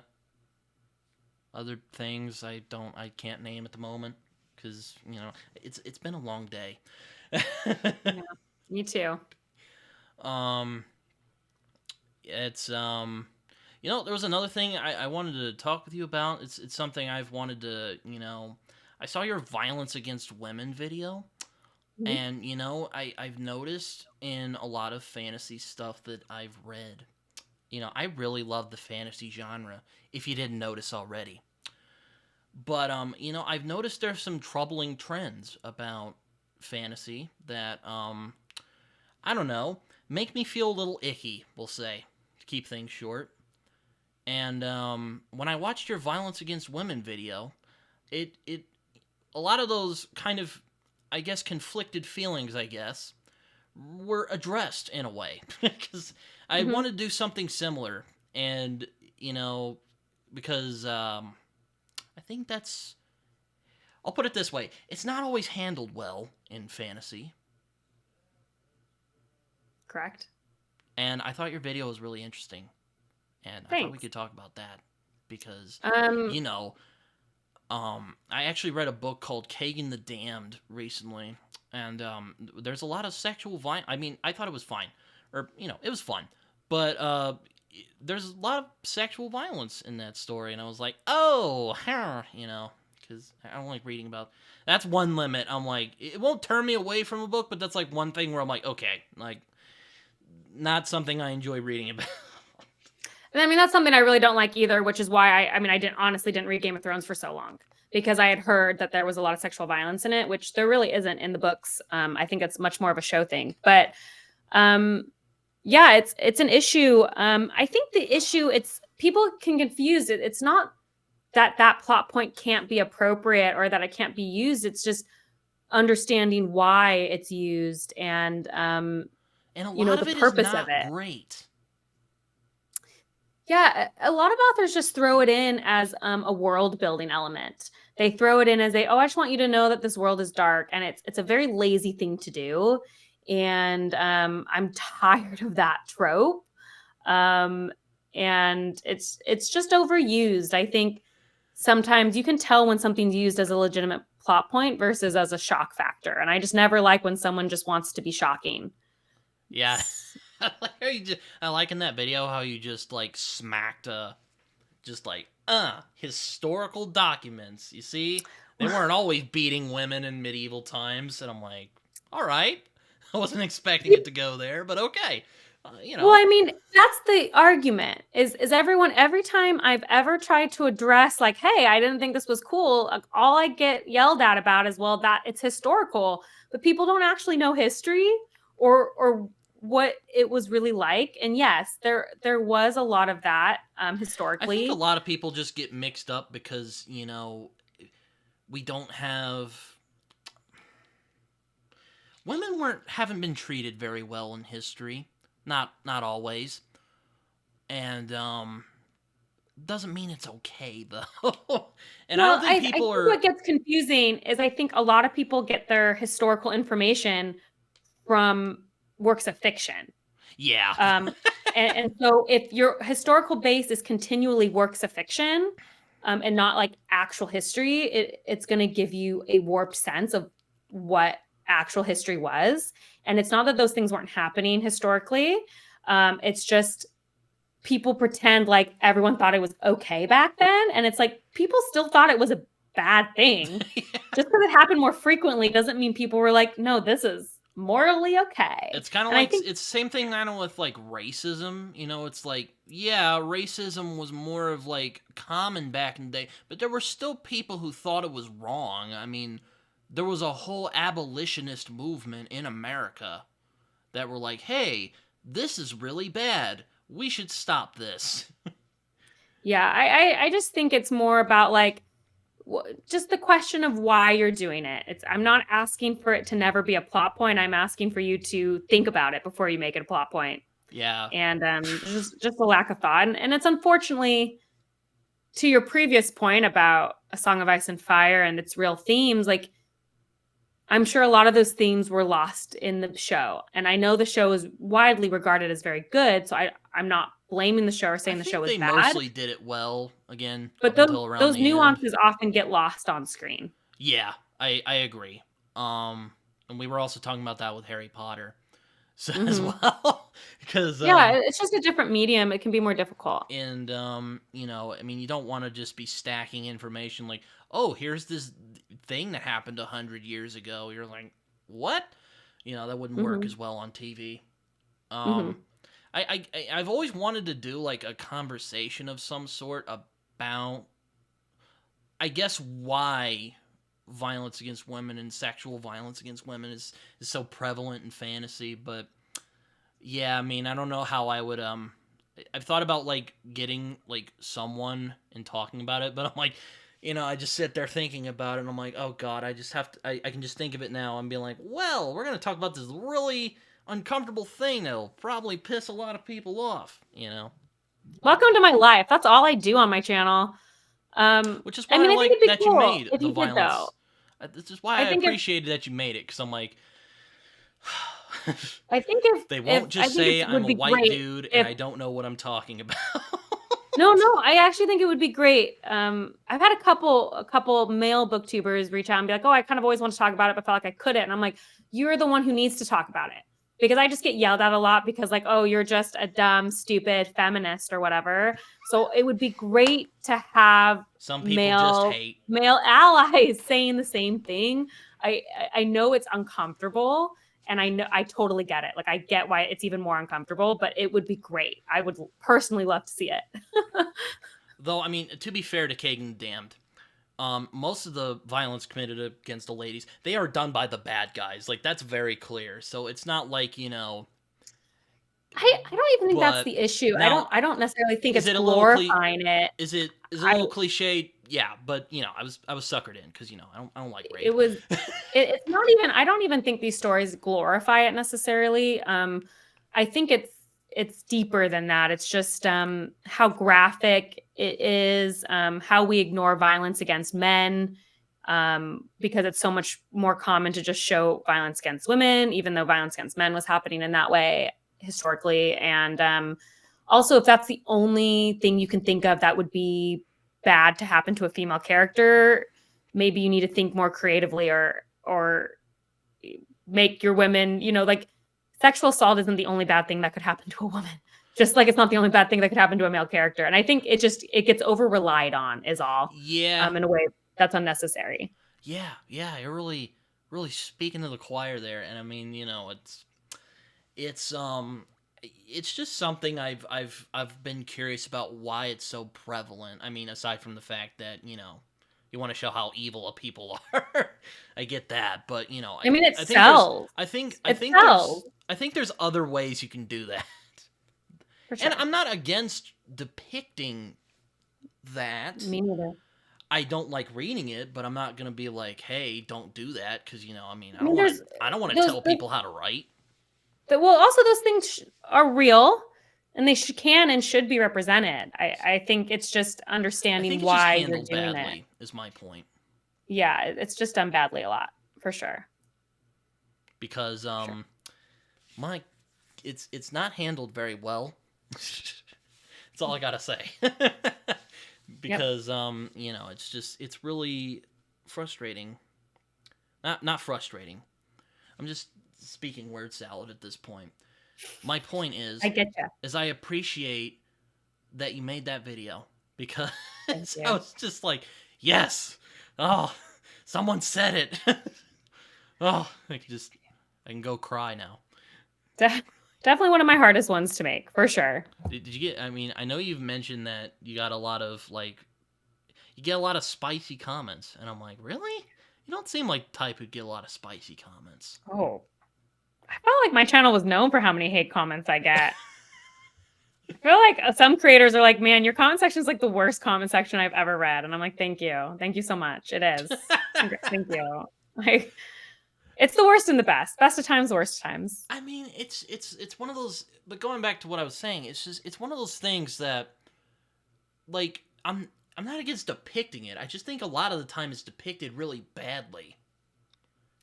I will say think it this. should I be think addressed. most of the angry, hateful comments I get on videos like that are from people who don't actually watch the video. That's mostly what I respond to them. It's like, it's so clear to me you didn't watch my video. Because they'll say things like, well, it happens and you're just a snowflake. And I'm like, well, you didn't listen to anything I had to say, because at no point did I say it shouldn't be depicted or should never happen.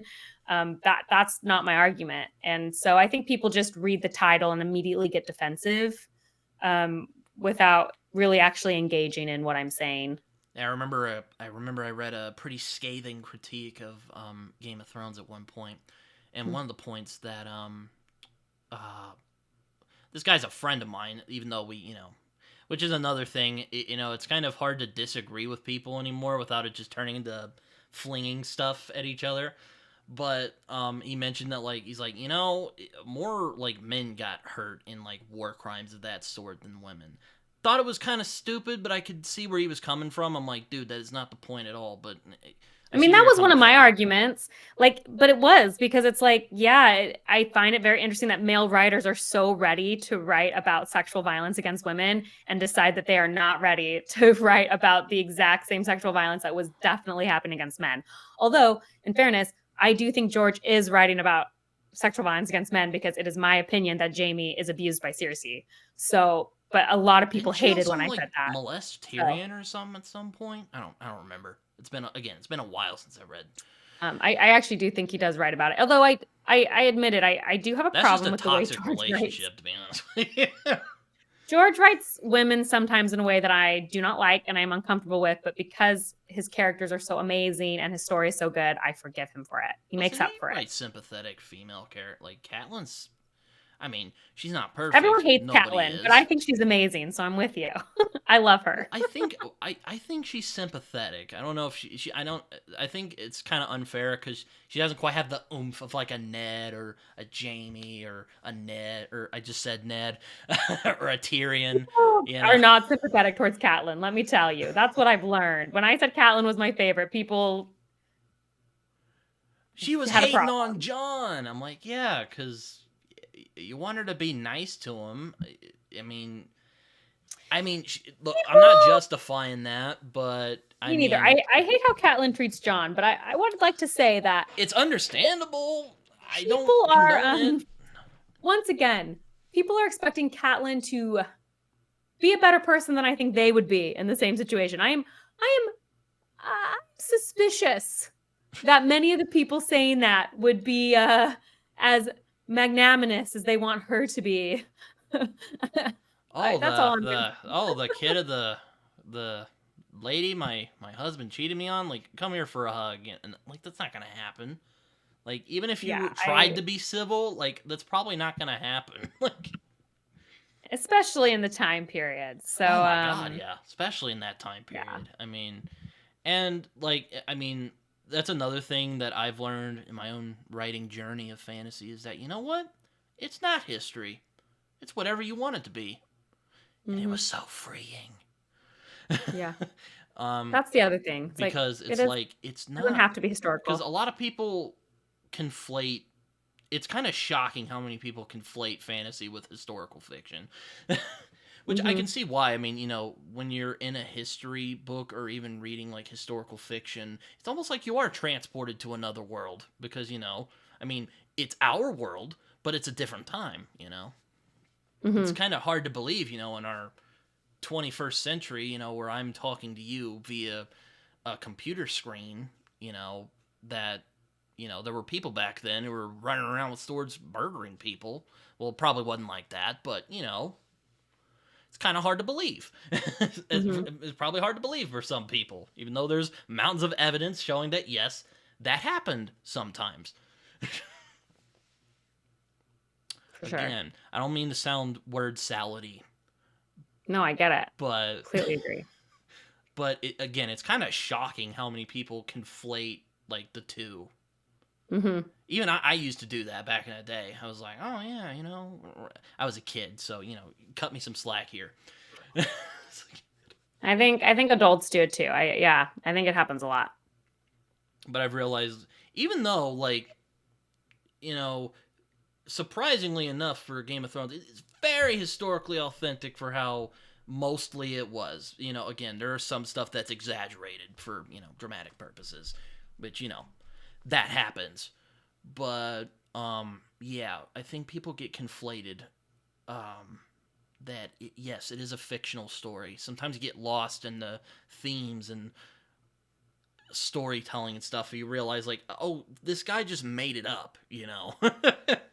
Hmm. Because sometimes how I ground myself, I'm like, you know what? These people made this stuff up. I need to chill for a moment. Though it is hard for me to turn that part of my brain off because I do booktube. So It feels real. what? It feels It real. feels real, exactly. And I take this stuff very seriously. So there you go. We were both on booktube, so we both take it very seriously, I think. Too seriously. Probably too seriously, yes. But going back to the violence against women, I'm very glad you made that video because I was like, oh yes, somebody said it. Because like I've thought about either having a discussion like we're doing right now, or just me kind of sounding off, and I'm like, oh man, I really don't know if I want to hear those comments like, you're a man, you don't know shit about that. I don't really want to deal with that.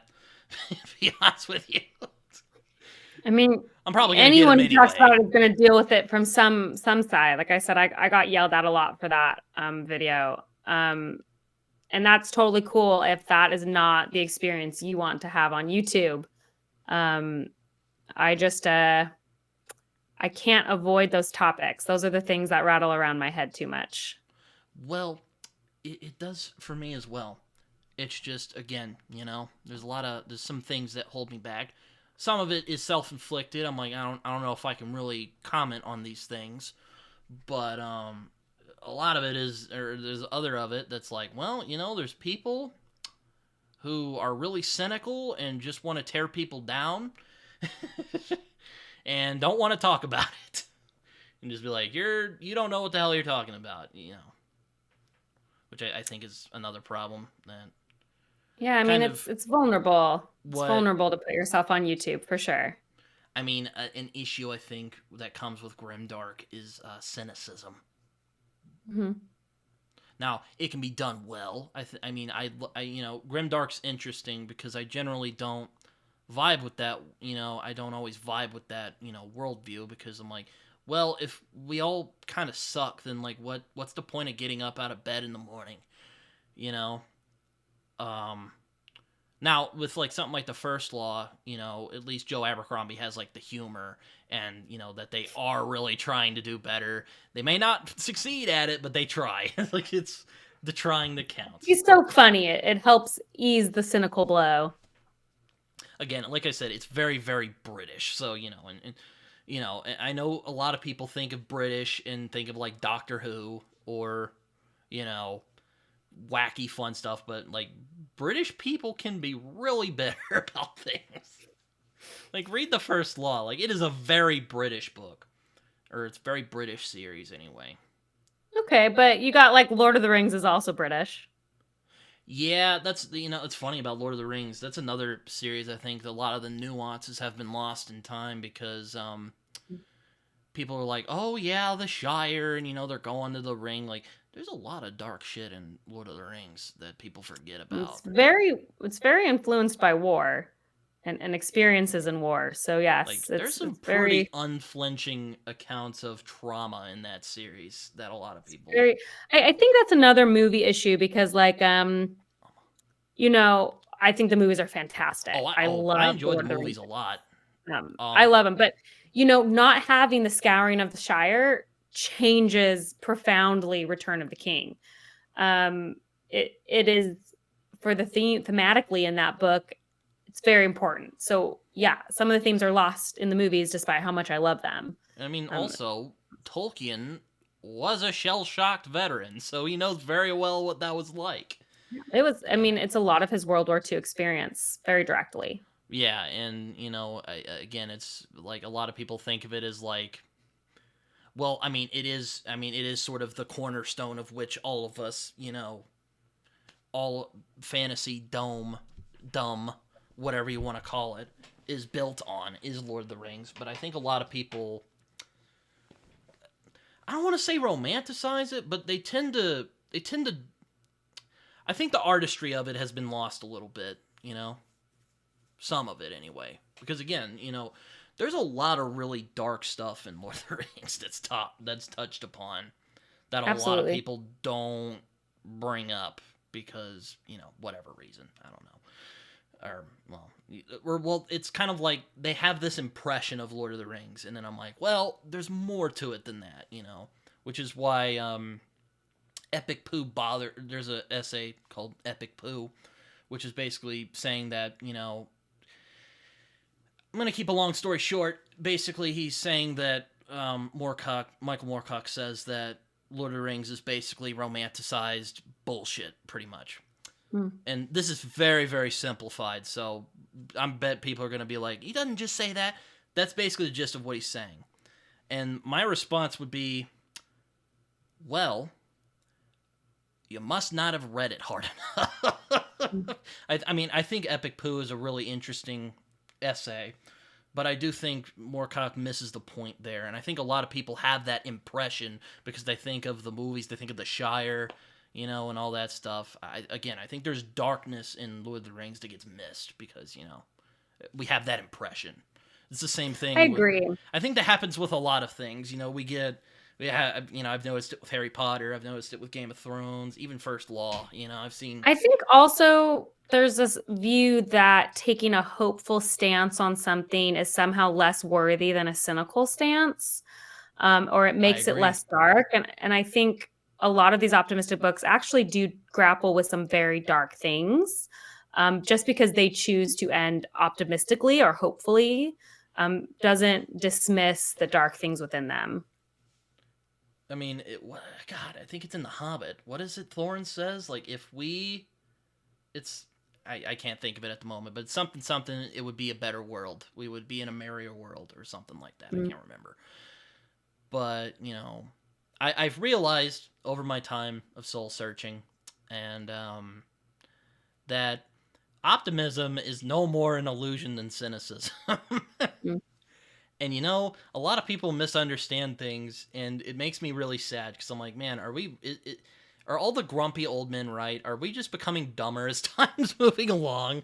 I mean, I don't think so, but like, it's worrying, Everyone always thinks the next generation is dumber than they are. I think that's just Like since the everyone's dawn like, of oh, time. like another one, like First Law. Everyone's like, oh man, all those characters are, oh man, they're so gray and oh, they're all pieces of shit, and it's like,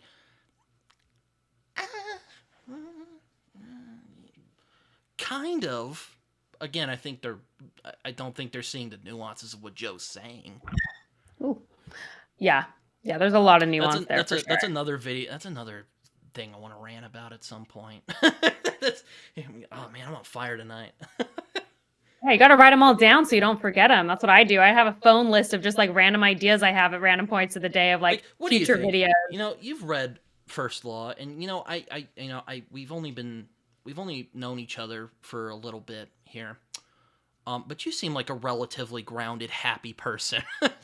So like, what do you think of the First Law? Do you think I'm on to something, or do you think I'm on something? What do you mean, like about it being cynical? No, I mean, I just think it's more than just the cynicism. Because I think there is cynicism in the First Law, but I think there's more to it than that. I don't think I mean, Joe's not reveling in the cynicism. A lot of people seem to think that. I don't agree. Joe is so funny. I mean, he has a humor which I really appreciate as context for the book. But I think Joe has a grim outlook. As Leanna always says, the true villain of the First Law is capitalism, particularly in the later books. Like you haven't gotten there enough yet. I was gonna say the system, but okay, yeah. But I okay, see the what you mean. system. But it becomes more particularly capitalism. It is the systems. The system is the villain I mean, it's of the First basically Law. the Wire of fantasy literature. If you really, And I definitely think he has some pretty grim things to say. Like I think overall it actually is a pretty dark outlook at the end. Which I think is what makes it interesting. I like to change it up. I like to read, Ken Liu and Sanderson and Tolkien, who I think really have an optimistic view of hardship. And I also like to read Abercrombie and Martin, which maybe have a slightly less optimistic view of that. And I think maybe the full picture is somewhere in between. Yeah, I would agree with that. I mean, one of my I think it just kind of bugs me because, like I said, it's there's some people who seem to think like Joe revels in the cynicism, Mm. and I can see where you can get that impression because he is funny and crack jokes in really bizarre situations, and it works for some reason. I don't know. I still don't know why, but for some reason it works. But I don't think he's happy about it. Like if you. Yeah, I mean, I haven't read don't as think far he as wants you it to have. be that way. I haven't read as far as you have, but I have gotten the sense that he's not happy that the world is this way. No, I think anyone who thinks he's happy that the world is that way is definitely missing the point. I think actually, if I would guess, I don't know Joe and I haven't talked to him, I don't know. I wouldn't guess that he is trying to hold a mirror up to what he thinks is wrong in hopes that it will change. I think this is his process of showing people through fantasy maybe some of our issues systematically that he would hope we could change or influence. I think it's what many authors do, and people seem to dismiss fantasy as, but instead fantasy is one of the easiest ways to hold up a mirror to society in a safer way, to explore. Sorry, my cat was. I don't know if you could hear it. My mic kind of reaches far, but my cat likes to meowing. Well, she wasn't meowing. She was just kind of not scratching because my parents declawed her, but she was kind of just on the door. So yeah. I love a good kitty. Yes. Kitty. Aww. I call her my partner in crime because she's in a lot of my videos. Same thing with George. I don't think George is happy that the world is that way. I don't know if. Yeah, I also think George's books aren't like you said. I actually think Abercrombie is much darker than A Song of Ice and Fire. Oh yeah, no, I would say Joe has a more grim, fatalistic view of the world. George is more moral, I guess. But he's not. I wouldn't say he's more moral, but he definitely he has more moral characters. I feel like there's a lot more good, maybe. I would have to think about it. That would be an interesting video topic. I'm not prepared to make a definitive statement on why I feel that way right now. Write it down. I would Write have it to think down. about it some more. Yeah, I'd have No, to think about it. but I quite. But yeah, that would be an interesting, just kind of comparing the two. I mean, I think that it's funny. I was having a discussion with a friend of mine the other day about First Law versus Game of Thrones, and he was kind of telling me he thought that the Game of Thrones characters felt more realistic to him, and I'm like, that's interesting. I mean, I can see where you're coming from, what you're saying, but I kind of thought like, if a fantasy world truly existed, like if you truly thought about it for a moment and been like, what would that actually be like? Like, I think like the First Law would be pretty close. Oh, that's a really cynical view. I think there's a lot more people Not as out there dark. trying their hardest to be good. Maybe we're just not following them in First Law, but I would say that it'd probably be a mixture of many series. I think there are people out there who are trying to be good and succeeding a lot more than the characters in Abercrombie's works. Yeah, but I mean, well, I guess what I meant by that, not necessarily like the care. I think that I think that Joe has a grimmer view of people than I do. But Joe's world actually is also actually not that magical. it So it's feels also hard to plausible. tell. It feels like a real place you could be. I mean, not saying that Westeros isn't a That's real because it's place you not could very be. magical. It's practically a real spot. Like Yeah. there's so little magic in it. Yeah, no, I see where you're coming from. I mean, it's kind of. I mean, I've compared it to like Conan a little bit because it's like the magic is very low. Yeah, it's definitely very low. But Low yeah, magic system. yeah, no, it's interesting. Like all there's so much nuance, and I I don't know. Also, Yeah. there's also not a lot of, well, I back that up. There is some violence against women in Abercrombie, like the lady Giselle gets with. I mean, I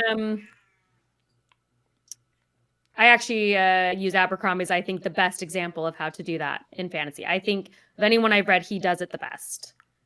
Um, I'm very pro Abercrombie in terms of how he does it. I was about to say it's been a second since I saw that video. So I might get details Yeah, no, missed. I think you might, if you didn't watch the whole video, because I think I mentioned that at the very end. So like if you didn't make it to like the very end of that video, I talked specifically how he uses it and does it.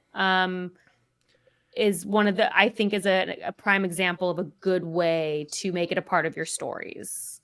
So yeah, I really appreciate how he writes for sure. I also think going back to the difference between George and Joe's views of the world, I think Joe is more of the view that people can't change who they are on some level. You think George is? No, Joe. Oh, Joe. Or Oh, did I was like, I oh, think Joe is I the was about to person say, who doesn't think did I people can say change who George? they I are. meant Joe. I'm sorry. I You meant might have Joe. said Joe and I heard George. It's, With same. George, same there's more like it's really difficult, but you can do it. Yeah, I agree. I agree with that. It's really tough. I mean, nature and nurture is a big thing in First Law, I've noticed. Mm-hmm. I mean, that's one of the things I like the most about Best Served Cold, even though I had my issues with that book. Mm-hmm. Though, that's funny you mentioned it dragged, because I remember reading, like, the last, 100-something pages, and I'm like, man, this is really going on for a while. Yeah, it dragged for me, whatever, in the middle, actually. I felt like the beginning and the end, it was just in the middle that I just felt like it dragged a little bit. Oh, wow, really? I was kind of shocked by how quickly the whole betrayal thing happens. He's like, oh, they're just screwing around, and then, oh, they're betrayed, and she gets thrown down a mountain. Well, that's what I'm saying. The beginning happens very quickly. I love the beginning and the end. It's like the middle part that it takes too long for me. Yeah, but Joe's character drama is always so fun and engaging. Like, I was okay with it mostly. There was some of the stuff I didn't really care for. Like Monza and Shivers, I go back and forth on, because there's some good stuff there, but it kind of felt like Pharaoh and Logan again. Yeah, I can see that. I was just like, A little repetitive. yeah. Which is, again, I find it interesting how Joe uses mirror characters in his stuff. For sure. He really likes those foils. Yeah, I think it works well. Yeah, no, again, I just gotta do something about that. Write it down. Write it down so you remember. I have some of these things already written down, so Good. don't worry. Because it's funny you mentioned that about writing stuff down. I also write stuff down, so. I'll forget it if I don't. Yeah. You know, I have to agree with something Stephen King once said. It's the good ideas tend to stick with you. Mm. Which, you know, I don't think it's an objective black and white thing, but I think there's truth in it. For sure. But, you know, that's really, yeah. Yeah. But yeah, no, I think Joe is more grim in his view than George is. I agree. But yeah, no. You have anything else you're going to do soon, as of the recording of this? I don't know. I'll have more Song of Ice and Fire videos. More reviews coming soon. Is your husband releasing new books? Like, I don't know. Not soon. No, he's not done writing his current one, so it won't be for a while. Have you seen trailers for the movie Argyle? Yes. Yes. I have. I had to hear your thoughts about that, because I'm like, man, I bet, you know, because I was thinking about you guys the other day because you know, I was thinking about you the other day when I saw that, and I was like, that's funny. Yeah, I've actually gotten a lot of messages about that. From a lot of people. We both have. Jokes. I'm also a huge Taylor Swift fan, so like from that angle, because everyone thought she was like the ghostwriter, and I had to tell a million people that was an untrue rumor. And then like with the connection, yeah. So I have gotten so many messages about it. And there it is. I have not seen it, unfortunately, to disappoint everybody.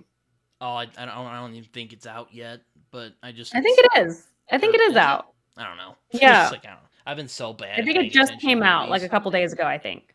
I've been so bad at paying attention to movies, so. Yeah, I really have no desire to see it, to be honest, but I think I'm going to have to. It's going to be required. I mean, I wasn't trying to push you in that direction. I just thought that was kind of funny. Yeah. We have to have some memes on this show. Absolutely. I agree. You know, because we've been talking about some heavy topics. That is true. Let's lighten it up a bit, you know? Before we exit, we got to give it a little lightning at the end. Yeah, go read Lord of the Rings. Read Lord of the Rings. Read the Shire parts, you know. Harry Potter. Yeah. Something happy. Harry Potter gets dark. Yeah, but it ends happy. Yeah. Lord of the Rings gets dark. You just got to read the happy parts. Yeah, go read the Shire bit. You know, I would love to hang out in the Shire. I would too. We're gonna go to Hobbiton in New Zealand someday. That's as close as you can get to the Shire. I was talking to Derry about Hobbiton because she's from New Zealand. She's like, come over to New Zealand. So yeah, I've been to Australia. I didn't make it to New Zealand, but my parents went and they said it was amazing. So we have planned a trip. We're gonna go there. Yeah. See Hobbiton. Well, I don't really have much else to do here, and I have to hop off soon anyway. Thank you so much for giving so much of your time. I appreciate you coming on the show, and Thank you for the invite. Being humble enough to talk to a lowly booktuber like myself. I appreciate it a lot, and I must say, because I said it earlier, but I have to put it on film, because I don't see a lot of people talk about this. But you have a very nice Captain America shield, I must say. Thank you. It is truly the only reason people come to my channel, you know, it's to appreciate the American, I get it, the Captain America shield. It's a draw. It's a draw. But if you want to shill anything before we get off, feel free. I don't want to show anything. Come follow me, Bookborn on YouTube, bookborn.reviews on Instagram. If you're a self-published author, our indie fantasy fund is going to open really soon in March. Check that out. That's about it. That's all I've got going on. All right. We'll keep making great videos. And thank you all for watching it if you've made this far. We should talk again at some point. This was fun. Definitely. This was great. Thank you so much for having me. And I was kind of nervous there for a moment. You were like, "Oh God, when's this guy gonna stop?" Oh, not what I thought. I know. I'm really hard on myself. No, on YouTube, I feel like we all just talk forever on these things. The norm for BookTube. But yeah, again, thank you so much for coming on and giving your time. Again, we should do this again at some point. So for sure. Yeah. And hopefully you guys enjoyed this. Until next time.